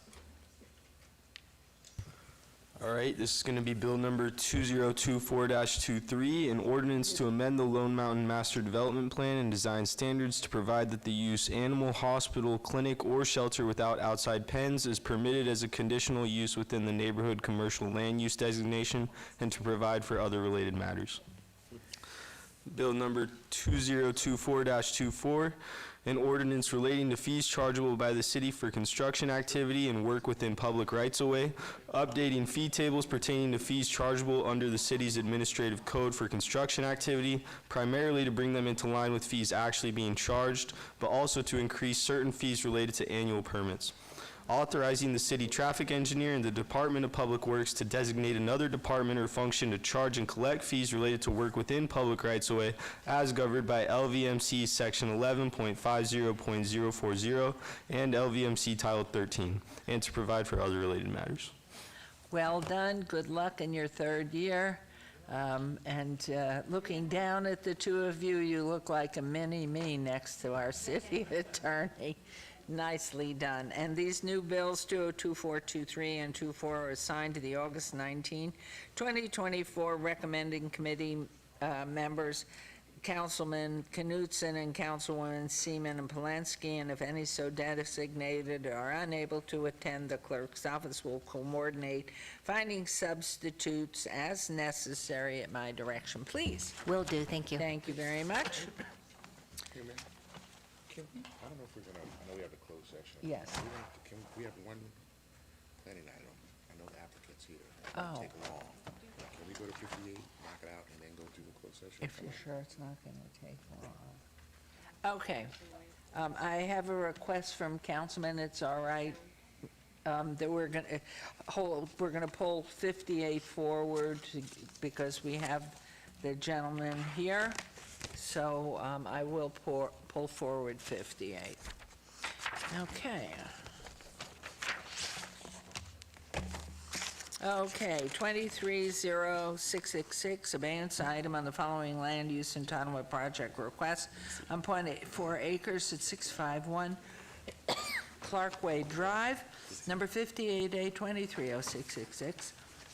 Zone ZON1, abeyance item for RE Residence Estates to C2 General Commercial, 58B 230666, VAR1, abeyance item to allow outdoor storage areas within the required side and rear yard setback area where such is not permitted and to allow a 6-foot-tall wall fence, 2-foot CMU block with 4-foot wrought iron to screen from the public street where an 8-foot-tall solid CMU screening walls required, and number 58C 230666 SDR1 abeyance item for the proposed conversion of an existing 2,564 square foot single-family resident detached dwelling to a proposed building maintenance service and sales development with waivers, perimeter, landscape buffer requirements. The applicant is Franco Rezataba, and the owner is TQ Clarkway LLC. The Planning Commission recommends approval on the entire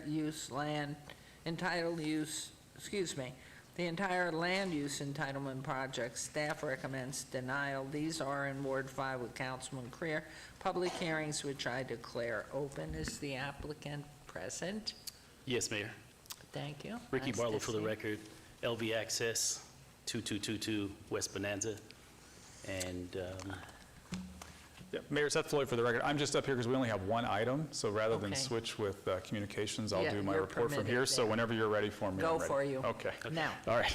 Good morning, Mayor. The surrounding neighborhood includes homes built from the 1930s and 40s, including the Binions Ranch. The proposed rezoning of the subject site would perpetuate the encroachment of commercial uses into the historically rural residential community. As such, staff does not support the requested rezoning. The proposed redevelopment of the site, as proposed, requires waivers and a variance to allow for the proposed outdoor storage areas to be within required rear and side yard setbacks, the provision of substandard screening of storage areas, the elimination of all landscape buffers and associated landscaping with the exception of a substandard perimeter landscape buffer at the front of the property, and provides no parking lot landscaping. Additionally, the proposed paving of half the lot with no landscaping and letting the remainder of the lot be dirt will be adding to both the urban heat island effect and impacting air quality. Staff finds the development to be unsuitable for the adjacent residential community and fails to meet the goals of the Las Vegas 2050 master plan, as evidenced by its deficient design and potential secondary impacts. Therefore, staff also recommends denial of the proposed site development review and associated variances and waivers. Thank you. Thank you very much. And yes, sir, if you'll state your name for the record and tell us. yes, Mayor, thank you again. Ricky Barlow for the record. LV Access, 2222 West Bonanza, 89106. Mayor, this application before you is an expansion of what's currently taking place in this specific geographic area. Everyone on this dais knows very intimately, and no one knows this area more intimately than Councilman Creer, who was born in this community and saw the expansion and the development on the Washington side. This development happens to be on the Bonanza side, right adjacent to the Binions property at the corner of Tonopah and Bonanza that has been sitting there for many, many years as a, quote-unquote, historical site. We are at the corner of Clarkway and Bonanza, and with the expansion of what's taking place in the area, some things are being done outside the scope of the city of Las Vegas, and certain applications are being brought before the city of Las Vegas to make sure that we are in compliance. And that's what we are here to do today, specifically with my client, Mr. Reza Taba, who started his landscaping company with approximately 20 employees. And today he has grown that landscaping company to well over 100. And with this expansion, he's more than likely will hire close to another 100 Wow, more wonderful. employees. So he's really growing by leaps and bounds. If I may go to the overhead, if we may go to the overhead, just to give you Could a you pull sense the of- microphone a little to the side? Perfect, thank you. Okay, just to give everyone a sense of what we're talking about here. Bonanza Road exists here, east, west. You have Rancho, which is to the west of our property, and Martin Luther King, which is to the east of the property. This is the Binion site. And currently, we own this C2 site here. We own the C1 site here.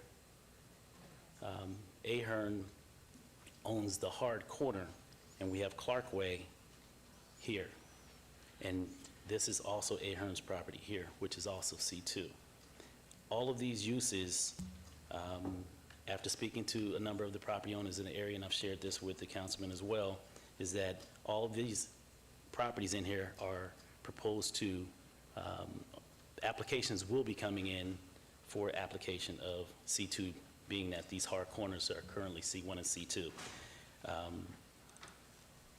On this residential street, the back parcels, these homes here are being taken down because they have been purchased by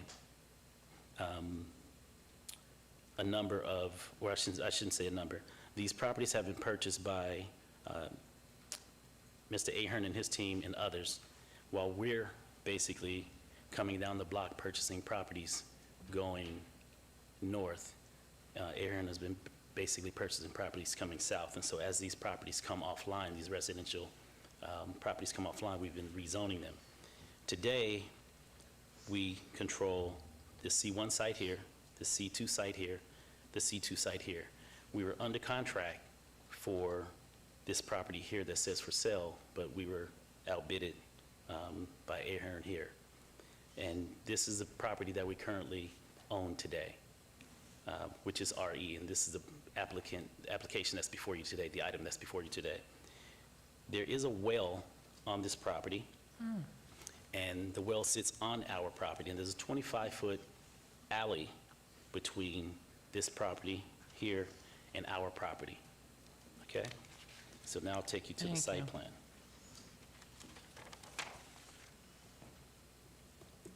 I think I'm gonna put it back in the direction I believe it was in before.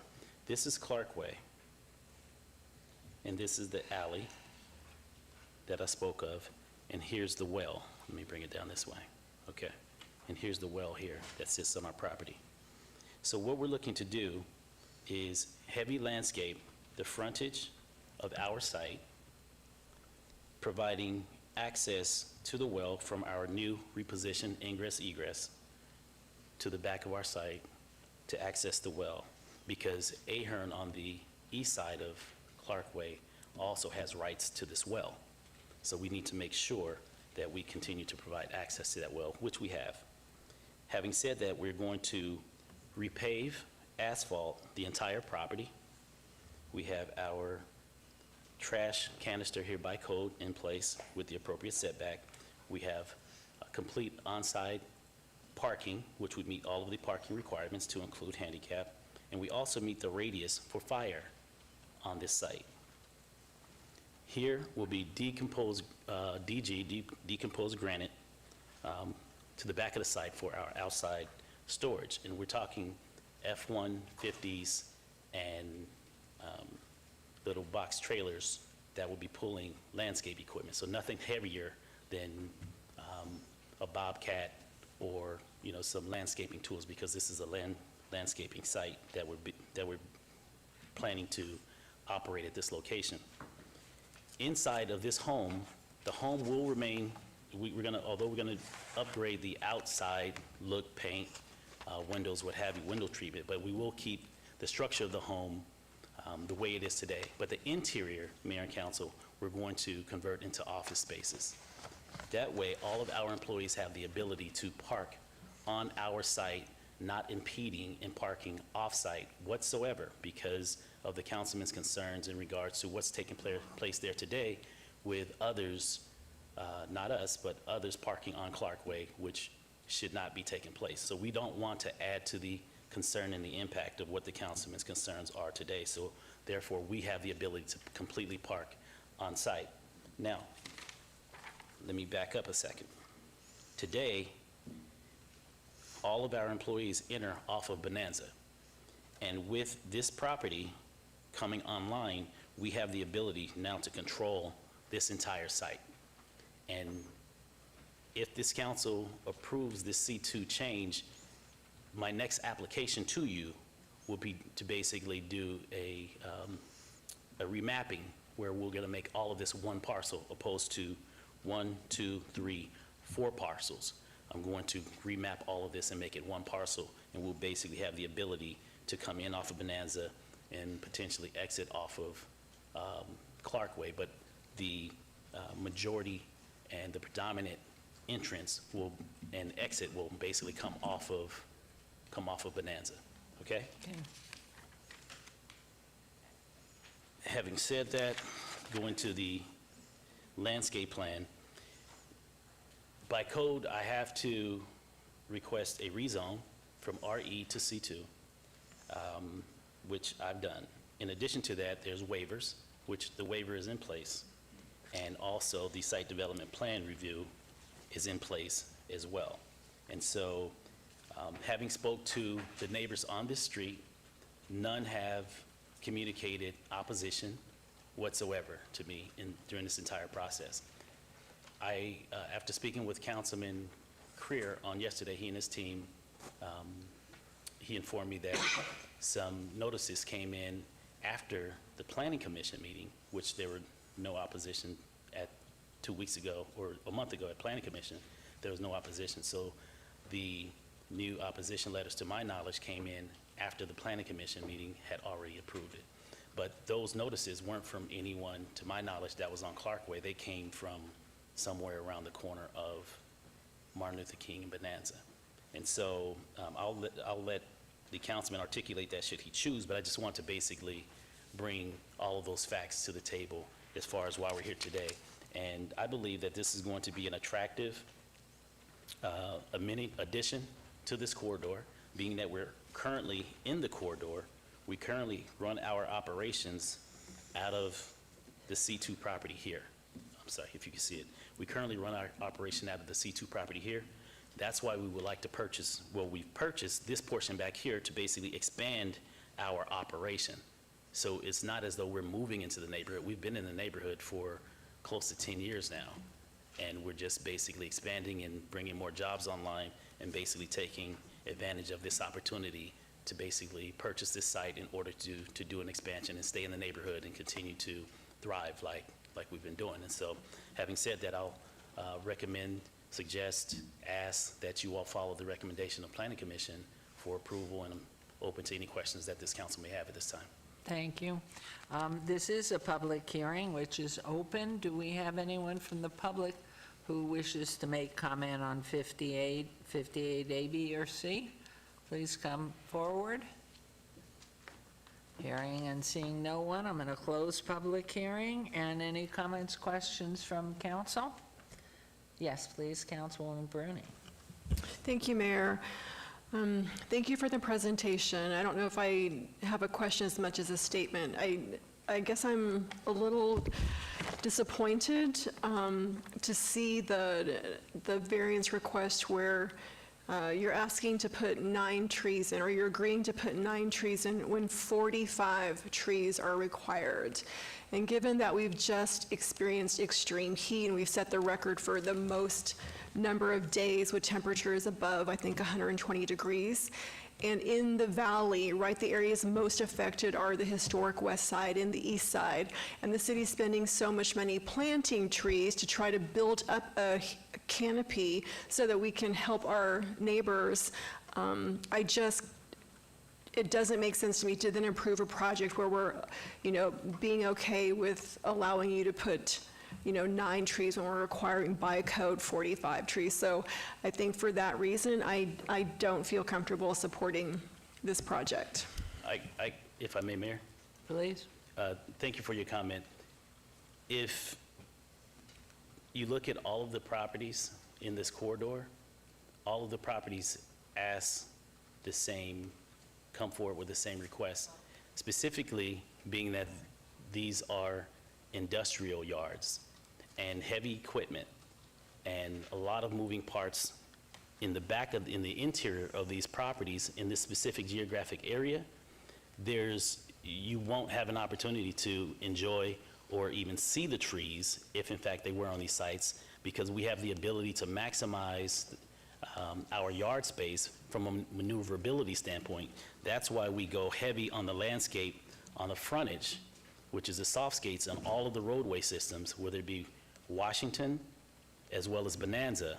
When you travel those corridors, right along the Ahern properties on both sides of Bonanza and Washington, and also the other properties that are on the south side of Bonanza, you have heavy landscape on both sides of the roadways, but with these industrial sites, we tend not to have any trees or landscaping because there's so many heavy equipment and moving parts inside of the backyards that it's not necessary in that sense to do that. But I understand your concern, but specifically in industrial spaces, this is traditionally, it's the frontage that we basically go heavy to make sure that the landscape and the beautification of those corridors are in place.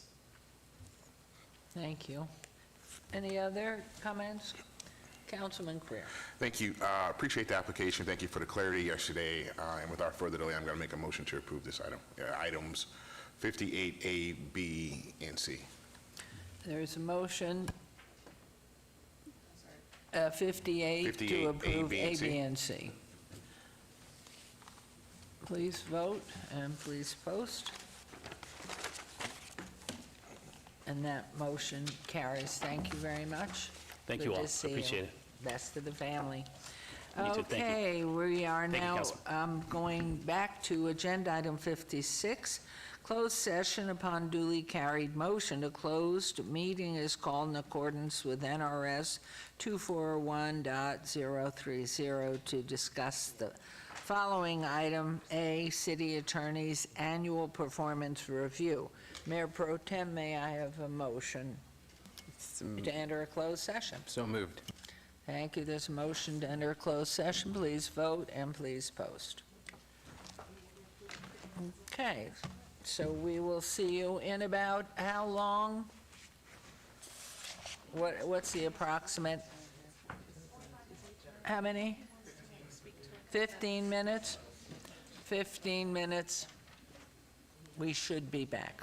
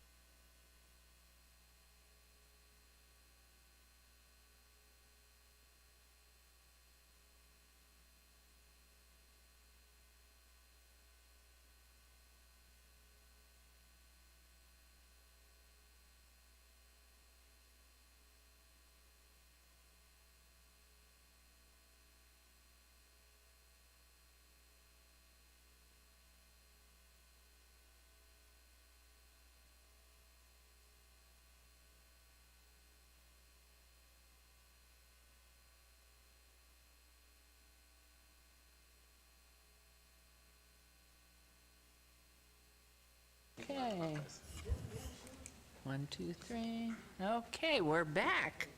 We are back. Obviously, you can see us all here from our closed session. And Mayor Pro Tem, may I have a motion to reconvene, please? So moved. And would you please vote on that?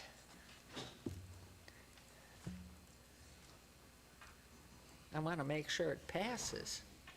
That would be interesting. No negatives to reconvening. Okay. So now, we're back. All right, we have, under our item Agenda 10, we have been in discussion for possible action regarding annual review of our city attorney. Mr. Dorcak, is he down there? Where is walking? Okay, there he is. And of course, Mr. Zamora. Hello, Mayor and Council, for the record. You're not on. You're not on. No, you were. Now Do it you're again. really on. Nope, you're still not on. There it is. And action. Oh, are we okay, Mr. Riggleman? How can we be back without you? Okay. Thank you. Good morning, Mayor and Council. For the record, Hi. Vince Zamora, Human Resources Director. I'm available for any comments that you have regarding the matter or processes that we need to go through it up to this point in time. And is Mr. Dorcak to say anything at this point Mr. Dorcak may make some comments if he'd like. in your first year? We completed our closed session in the back, and I'm ready for anything out here, or we can get right to the motion. Thank you. Okay, thank you very much. And do we have any comments that we would like to be making here? Okay, please. Thank you, Madam Mayor. Well, I just want to say that I really have appreciated all of your hard work this last year. All of it, well, from my office, you're always accessible, even on a Saturday or a Sunday when things come up. I can pick up the phone and call you, and I get an answer right away. You've been so transparent with your monthly reportings about where everything is at in the city from your department's perspective, and super professional. I think everyone has access to you here on the council, so I just want to laud you for following through for everything you basically told us you were going to step up to do. You have, and it wasn't a small feat at all, and I can't wait until we see what more you can do, because I know that there's still more juice left in you to make sure that the city is well positioned legally on the legal front. Thank you so much. Thank you. And a lot of that, of course, goes to our staff, both the professional staff and the attorneys who take care of all that for us, so I appreciate it, though. Any other comments? Yes, Councilwoman, please. Thank you, Madam Mayor. I'll keep mine brief. I'm very highly satisfied with your service. Thank you, and keep up the good work. Thank you. Thank you, and any other comments, please? I think you've done an amazing job. Thanks for putting up with this council. No. And you know, the longer I sit here, and unfortunately for me, but blessings probably to everybody else, the more I appreciate the hard work and family and attitudes that prevail throughout the city in all departments. I really enjoyed watching you go through this first year, challenges that you've met, decisions that are sometimes very difficult to make that you've had to, and because you are responsible to the council and mayor, to me, it really, as is our city manager and as is our independent auditor, I think it is really kudos to you for the transition that was smooth. We've had some wonderful rapport in the attorney's office over the years. I think you've set a standard and a look to the future that is very bright for this community and this city.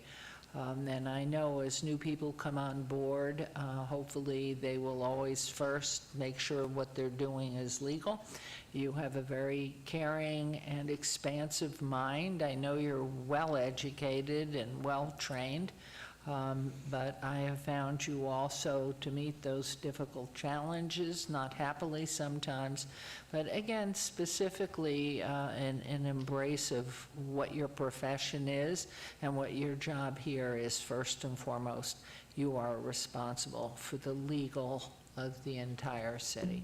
So with that, and in recognition of your accomplishments and performances at the city, I'd recommend a 4.5% COLA, 5% merit increase for our city attorney, Jeff Dorkak, and that's my motion. And with that, I'd like you all to please vote.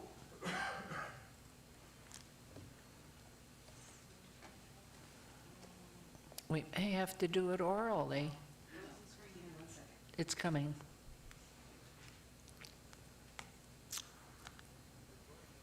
No,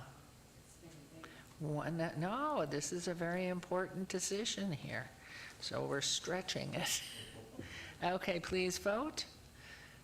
And Mr. City Attorney, Thank you, Mayor. Thank you for your comments. Thank you to all the council. Look forward to next year and obviously the changes that'll come in December. And like John Curtis said, everybody in the office enjoys working with everybody in the city, including the council, of course. So thank you all. Well, and we thank you for a great year. And of course, Mr. Zamora, thank you.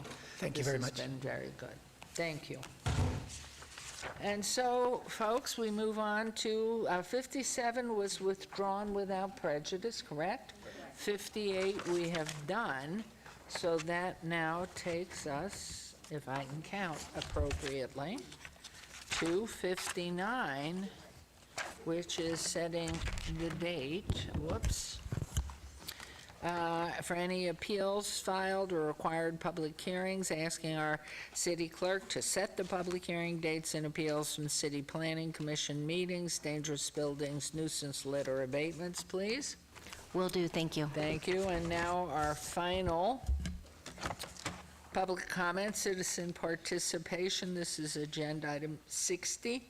Public comment during this portion of the agenda must be limited to matters within the jurisdiction of the city. No subject may be acted upon by the city council unless this subject is on the agenda and scheduled for action.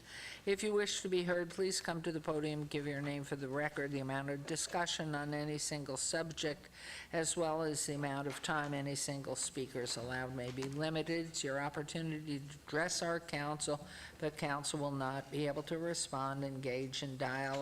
And are there any members who wish to speak under good afternoon or good morning?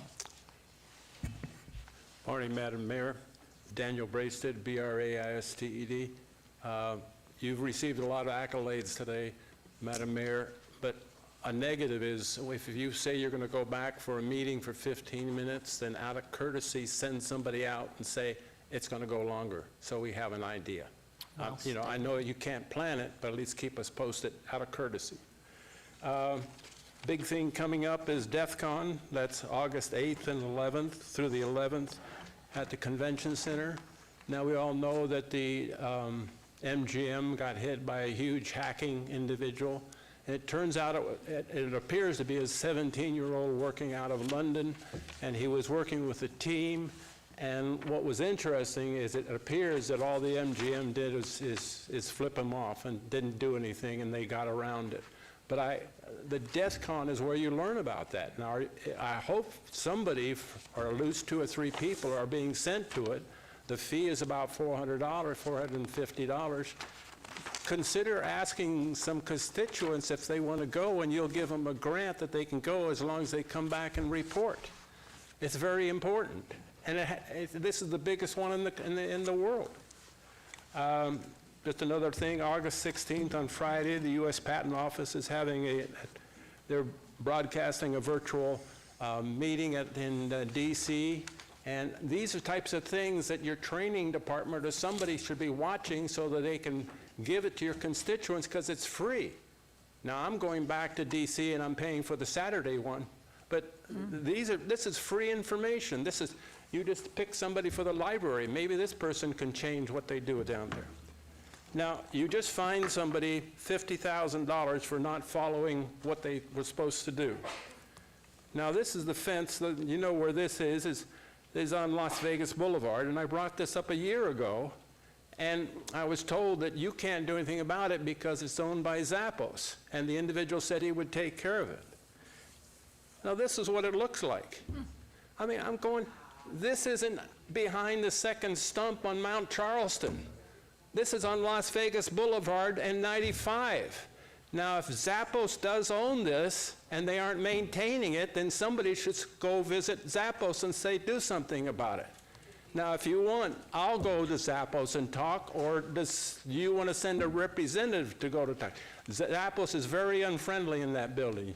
We remember when Tony Shea was there. Now you go, it's so is the city going to take care of this, or do you want me to do it, with all due respect? Okay. This is another situation. You have all your employees driving all over the town, and how in the world can you have people drive by this and not report it? The bigger question is, who in the world would put a plant in front of a sign that you know is going to grow bigger? I mean, who wants to, do you want to talk to the Springs on this, or do you want me to do it? Thank you. No, I'm sure, thank you very much. It's wonderful. Plants do grow, and they're getting their water, so we'll make sure. We've got a lot of places that we're trying to cover, but thank you for that. That's Or plant stones Thank that you. grow. All right, thank you very much, Mayor. Thank you. Okay, anyone else, please come forward and state your name for the record. Yes, my name is Ed Euling, and I made the comment at the beginning of the meeting about picking on the people at the bottom of our society, the Latinos that are giving services to people, and I don't know what that law is all about. But little did I dream, I just know that the institutions in this city honor the people with lots of money and attack the people at the bottom.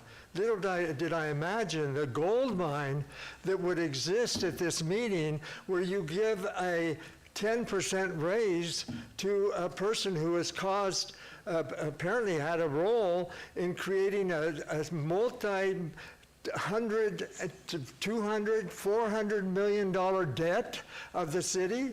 The city is in horrible condition, and you reward the people that do that? Yes. Give me a break.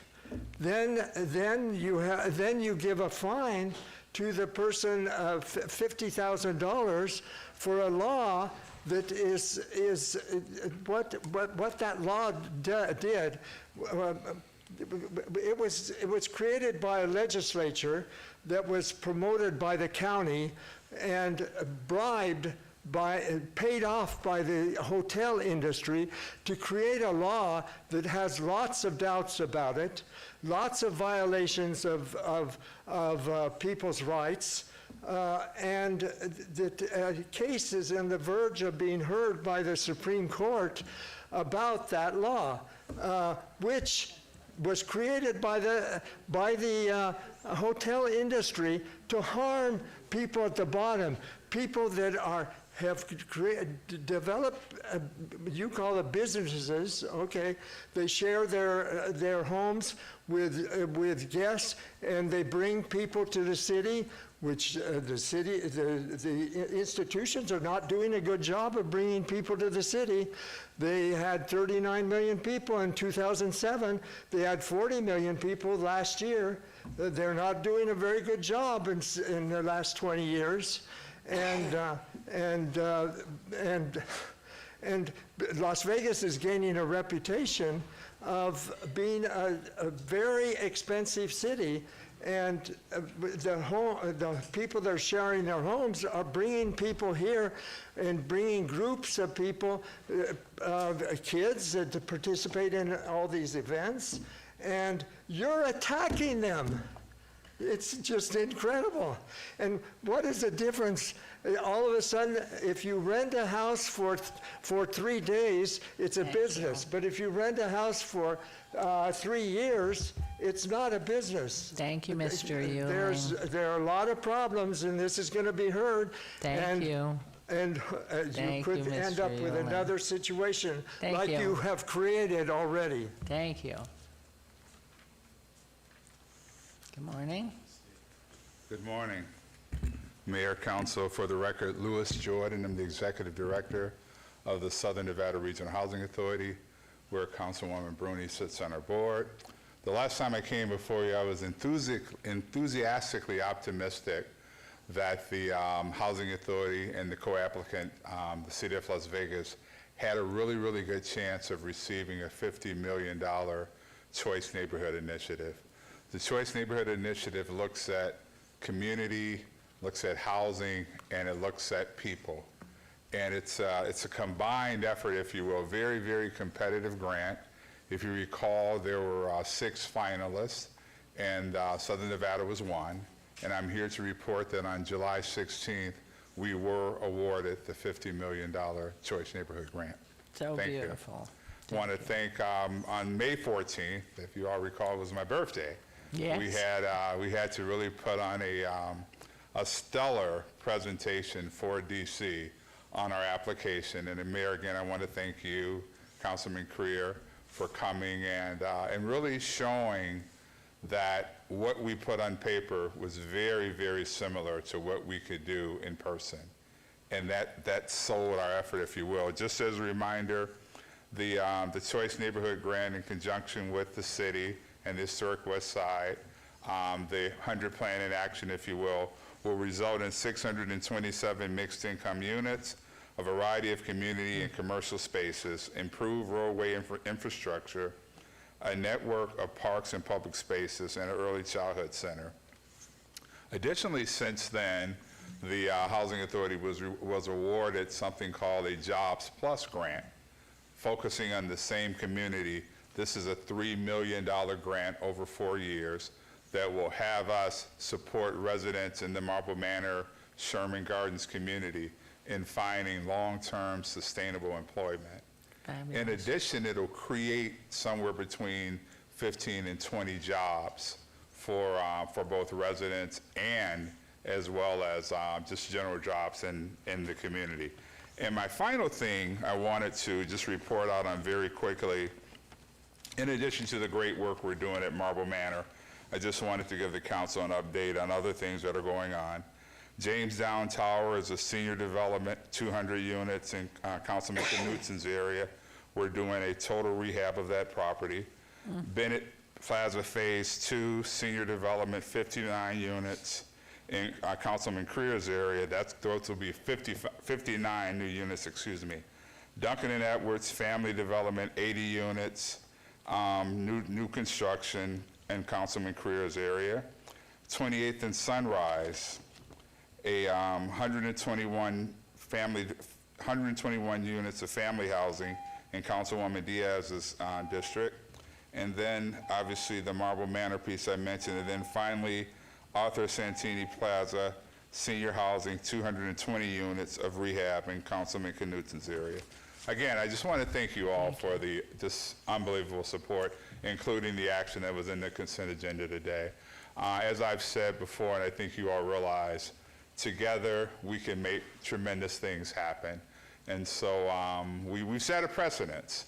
We've gotten the attention of DC, and I'll commit to you that we're going to continue to do whatever we need to do to keep those dollars coming in, but more importantly, to keep providing affordable housing for those in our community who need it. Thank you very much. And we're so grateful to you, and let's hope that every one of your birthdays continues to be as fruit-bearing as this one. It was remarkable, and we are so grateful. And I have to turn to your right and my left. I know that Councilman Creer, from day one, that 100 plan really turned into inaction. And nobody does anything alone. I know the staff here at the city has been instrumental in that. but to participate in this great undertaking and under your leadership. It's just been, wow, go Vegas.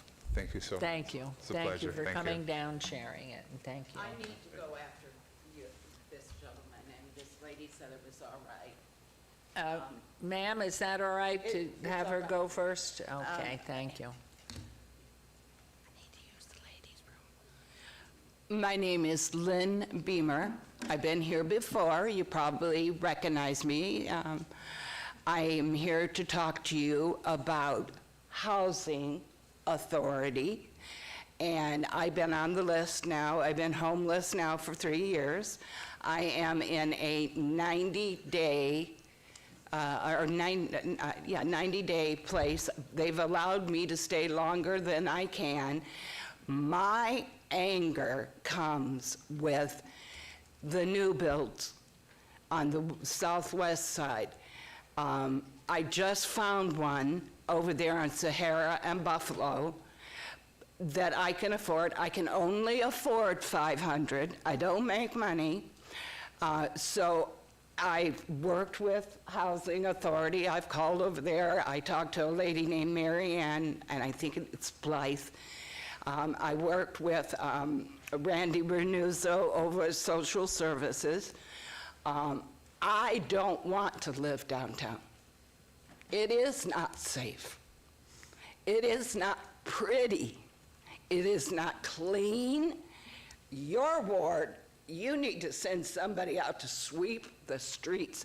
I've never seen glass this thick. I've got pictures. And the heroin and the other drug, I'm not sure what drugs are going on, but I see people standing in the road, not knowing where to go, and then just dropping down and being out for however long they're out.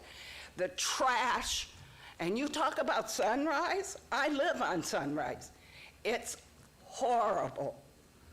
I need a list of your new builds in the Southwest. And social service, my social service worker, she didn't know about this one that was on Sahara and Buffalo. There is a new one being built over on Durango. There are several new ones that are built behind the Durango casino. They do have some that rent for the $500 that I can afford. I'm tired of being homeless. I'm tired of the dirt. I'm so sad that this city is so dirty. I want to say two things. Two women, one from Wisconsin and one from Iowa. I'm up on Buffalo and Rainbow. Two girls, young girls, 30-ish, said how great the Strip is, how clean it is, how beautiful it is. But she said, you sure can't go off the Strip because where my mom and dad live, it's filthy. And they live close to Summerlin. So I'm ashamed of our town. Thank you. And I've lived here 45 years, and goodwill to you. Whatever you decide to do with your future, I hope it is a good future. I'm going to have a fabulous future. Thank you. But I wish you a good future. Thank and you. Cedric, whatever you're going to do it. Thank you. You didn't do it in your ward, and that's why you didn't win.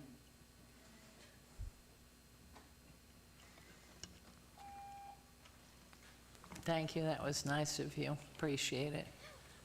Hi. Hi. My name is Abgel Nagate, and I Do you am- want to pull the microphone a little bit closer? Perfect. Okay, can you hear me? Okay. Hi, my name is Abgel Nagate, and I am a high schooler here in Vegas. And I would like to discuss the low youth civic engagement levels, and I would like to propose a citywide youth advisory council to counter it. As a teen myself, I find that we aren't listened to when we discuss our opinions regarding current and future laws and the impact that they have on us. Although there are initiatives that foster environments where teens can comfortably discuss policy, these environments are not sustained for longer than the duration of the event. Most events are only a few hours long.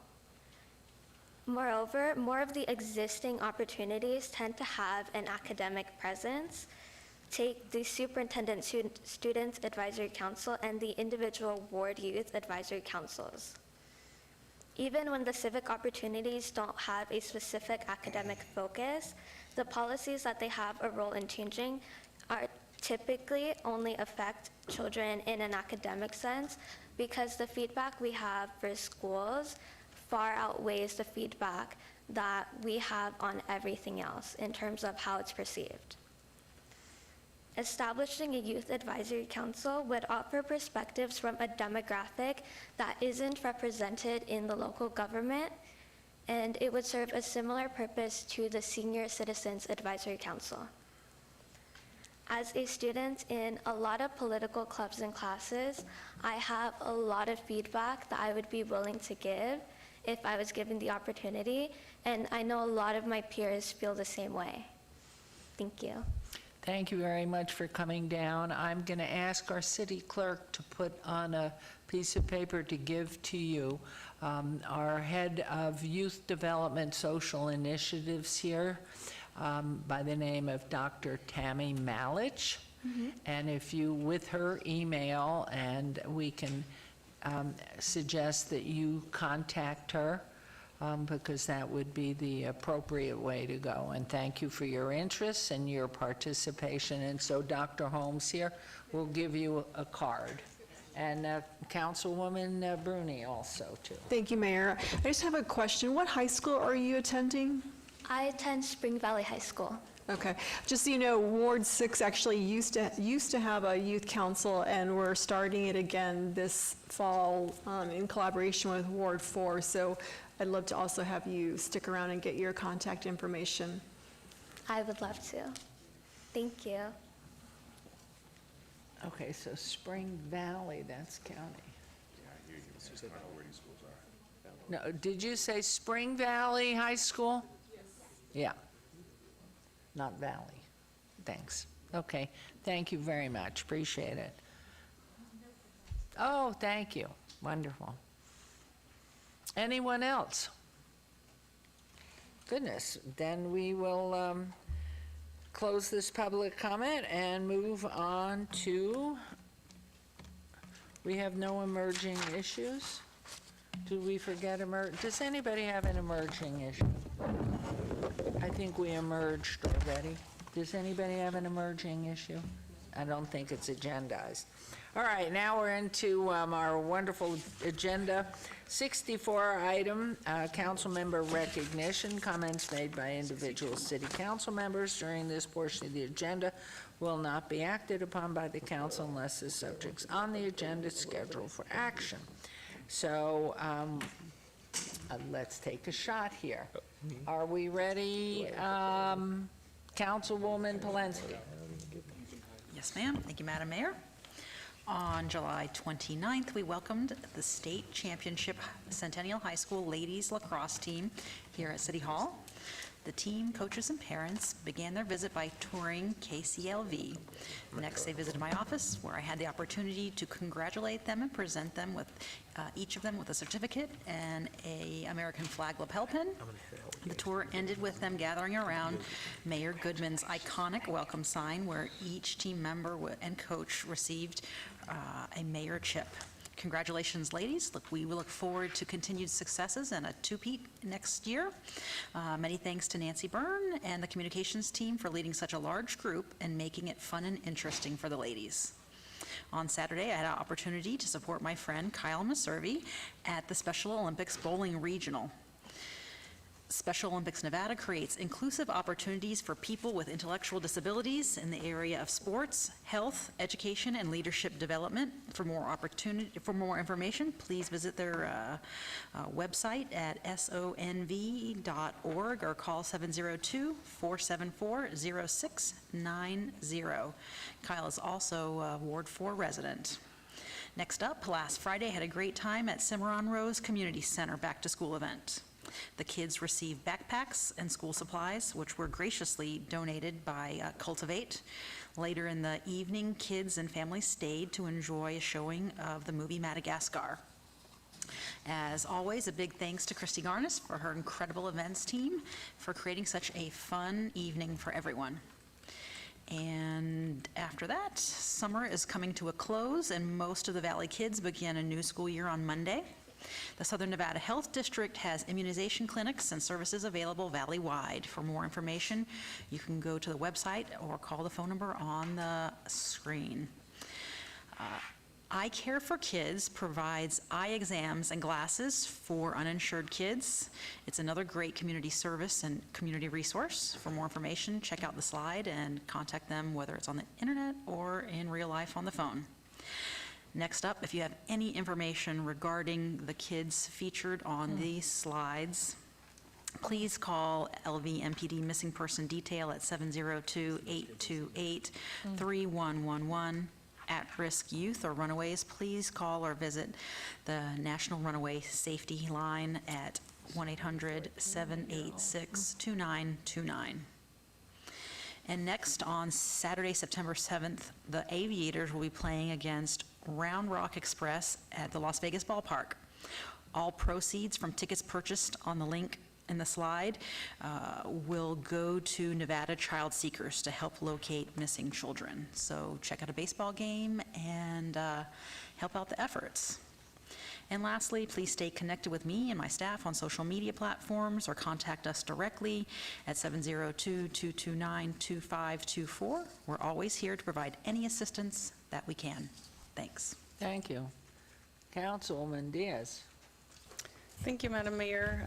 I hope everyone's been soaking in the Olympics just like I have. I've been binge watching them a lot, and just couldn't help and highlight so many talent coming from Las Vegas to participate in that global event and celebrate. Katie Grimes won a silver in the women's 400 individual medley, and Claire Weinstein was also a silver medal winner with women's freestyle 4x200 relay. So much is happening in Paris right now. I'm a little jealous that I couldn't have been in the audience cheering them on, but super proud that they're representing Las Vegas on the global stage. Just wanted to kind of go back through some events the Ward 3 office had been present at, and the very first one was a Shaquille O'Neal Foundation press conference held actually last month. And I just want to thank our very own Dr. Morris Hibbler, who's now with the Shaquille O'Neal Foundation, for inviting me to attend a very special multi-million-dollar announcement. Boys and Girls in Clubhouse and communities and schools are partnering to create an alumni center that will serve youth from infancy to 24 years of age. This is going to be a game changer, and the space will include early child care center, K-12 educational support, social emotional learning and behavioral support, a team tech hub, and a CIS Alumni Center high school membership. So this is going to be so awesome once it gets off and running. We were also excited to attend our, I think, fifth citywide Unity Prayer Breakfast along with our wonderful mayor. And I just wanted to thank all of the spiritual leaders and residents for attending and just always being in support of the city and doing that through prayer. On July 14th, we had a back-to-school resource fair, and I was proud to partner with Unidos US and local nonprofit Community Services of Nevada, Baby's Bounty, and so many other community partners. And we brought a successful backpack fair to East Las Vegas Community Center. Over 600 backpacks were distributed to eager kiddos, and Baby's Bounty distributed diapers to over 120 families. I want to thank everyone for their amazing sponsorship and their help in preparing students for the upcoming school year. We had a second fair on July 27th, and again, our community partners stepped up and various city departments did as well, and we were able to serve over 1,000 kids, and they all received school supplies, backpacks, notebooks, and more. Some children also received their immunizations from SNHD, and we're incredibly grateful again to everyone who put their best face forward and brought something to share with everyone and making sure that they're ready for school this next Monday, August 12th. Just want to put on everybody's calendars to save the date. There's an artist talk and reception with our very own Justin Favela on August 15th, so don't miss this special artist talk and reception with our East Las Vegas homegrown artist. It will happen at East Las Vegas Community Center from 5 to 7 p.m. Favela will discuss his artistic practice and new artwork installed in the East Las Vegas Community Center. He's a mixed media artist known for making large-scale installations and sculptures in the piñata-style medium. His work references pop culture, art history, society, cultural commentary, and his own Guatemalan Mexican-American heritage that is deeply rooted here as he grew up in Las Vegas. I hope you guys can join us on August 15th. Our Department of Neighborhood Services wants to help you, so they are offering numerous services and resources that foster community pride and improve the safety, health, and wellness of our residents and neighborhoods. Whether it's helping to coordinate a neighborhood cleanup, lending tools for a beautification project, or helping neighbors establish a formal neighborhood association, and with that comes grants, or assisting persons experiencing homelessness, Our Department of Neighborhood Services team is always ready to assist. So on Wednesday, August 21st at 1 p.m., they will offer a special presentation at the East Las Vegas Library to share more information about what the services they render are and answer questions from residents. I hope, again, you save the date. It's Wednesday, August 21st, East Las Vegas Library from 1 to 2 p.m. And the library is at 2851 East Bonanza Road. And those are all my announcements for this meeting. Thank you so much. Please continue to stay in touch with us via our social media platforms, subscribe to our newsletter, or call us 702-229-2359. Thanks. Thank you very much, and let's go on to Mayor Pro Tem, please. Thank you, Mayor. Brews with Brian is coming up on Saturday, August 31st from 9 a.m. to 10 a.m. at Starbucks located at 470 South Decatur Boulevard. Come out and have a chat with us about what's going on in your Ward 1 community. And the last council meeting, we did not do these comments, and it was World Emoji Day, and everyone who knows me knows that I hate emojis. And so I was told I have to do this. World Emoji Day has been celebrated on July 17th since 2014. Fun fact, the emoji keyboard was only intended to be released to Japan, but word got out that emojis have become a worldwide phenomenon. Use World Emoji Day on social media, extra emojis in your messages, or watch the Emoji Movie, a 2017 film. And I can check that off my list. And it's National Exercise with Your Child Week. This week is National Exercise with Your Child Week, and I encourage all parents, grandparents, aunts, uncles, caregivers, etc., to exercise with our young children and teach them about the importance of a healthy and active lifestyle. And you can reach me any way you like. Thanks very much, Mayor. Oh, wonderful. All right, Councilman Creer. Thank you, Madam Mayor. Our cowboys and cowgirls, adults 50 and older, are invited to put on their Western gear and come on down to Doolittle Active Adult Center located at 1930 North J Street on Thursday, August 15th at 11 a.m. There will be snacks and more fun for RSVP.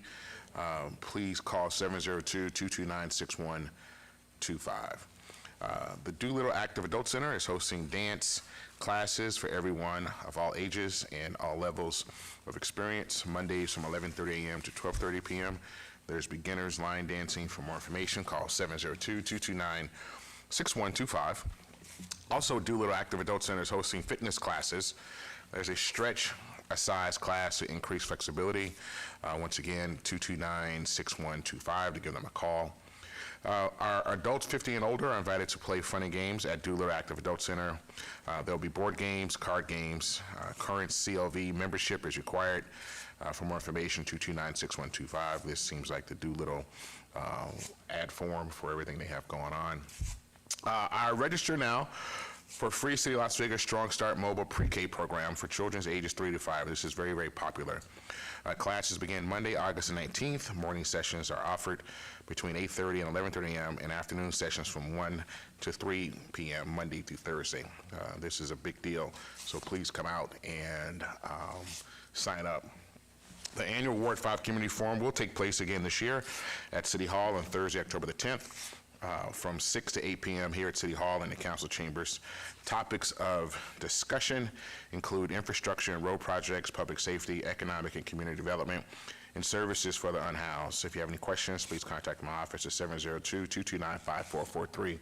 We've hosted this community outreach every year since I've been in office. This would be our last one that we're having in office, and it'll give you an update of exactly all that we have done and where we are headed, and we'll see where it goes. I want to ask Caitlin Good, who's here, to come down real quick. Caitlin is our intern for this summer, and tomorrow is her last day. Caitlin, she is going back to the University of Michigan for her junior year. We just want to thank you for all that you've done this summer. It's been a great summer. You've really been an asset to our ward, and we wish you all the best. Thank you so much for choosing us to spend your summer with us. It's great that you're there. My daughter goes to Penn State. I'm upset that Michigan is not playing Penn State this year. Need to write a letter to somebody about that. If you can help out to get it on for next year, that'd be great. But thank you very much for all that you've done, and all the best to you. Don't forget us. We will be here for you. Thank you for having me. All right, thank you. And don't forget, you can always subscribe to our newsletter. We're always working to improve and let you know about city services. Check us out on on social media, Cedric Career, Instagram, Councilman Cedric Career. Then I want to give since we're at council, a special shout out to my lovely wife. We're going to be celebrating our 30th wedding anniversary on the 13th of August. And we have been friends for 37 years. We've been married for 30 years. Boy, are you slow. She is a blessing to all of us, and I wish her all the best, and to thank her for choosing me. God bless. And Kiba, thank you. Thank you for taking good care of him and your beautiful daughters. So we wish you the best. Wow, somebody has done it that long. Yeah. Good for you. I'm working on catching up to you. Are you? Okay, thank you. And Councilwoman Bruni, please. Thank you, Mayor. Last month on our Access City Council Ward 6 segment, we were pleased to welcome Hillary Gray, CEO of the Animal Foundation, and our own Rudy Tovar, manager of Animal Protective Services, where we talked about the new microchipping ordinance, the partnership between the city and the Animal Foundation, and Animal Protective Services' new trucks. At the last meeting of the Southern Nevada Health District, I was pleased to have been elected Secretary of the Board. As a longtime public health advocate, I am pleased to represent the city on the board of the Southern Nevada Health District, whose mission is to assess, protect, and to promote the health, environment, and well-being of Southern Nevada communities and visitors. Team Bruni was pleased to attend the Las Vegas Justice Court graduation ceremony to celebrate the recovery and individual successes of the participants in our community's specialty court programs. I was pleased to be joined by Jana Hudson, our Events and Facilities Manager at Floydland Park, for some articles and news coverage of our new, very popular peafowl preservation program and our new baby chicks. We have 11 as of yesterday. Team Bruni was pleased to host our annual Splash Back to School event, where we offered free family fun to many of our neighborhood families, including immunizations, snow cones, and school supplies. Team Bruni attended Metro's recent commendation ceremony, where we celebrated the officers receiving awards for community service, exemplary service, meritorious service, and life-saving acts of service.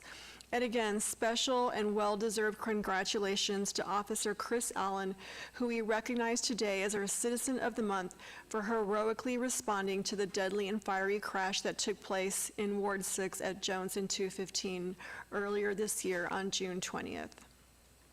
This past Monday, we were thrilled to attend the groundbreaking of the Decatur Rome Senior Apartments for low-income seniors. They'll have about 276 new affordable units. Please know that Ovation will be opening up the waiting list interest form later this year.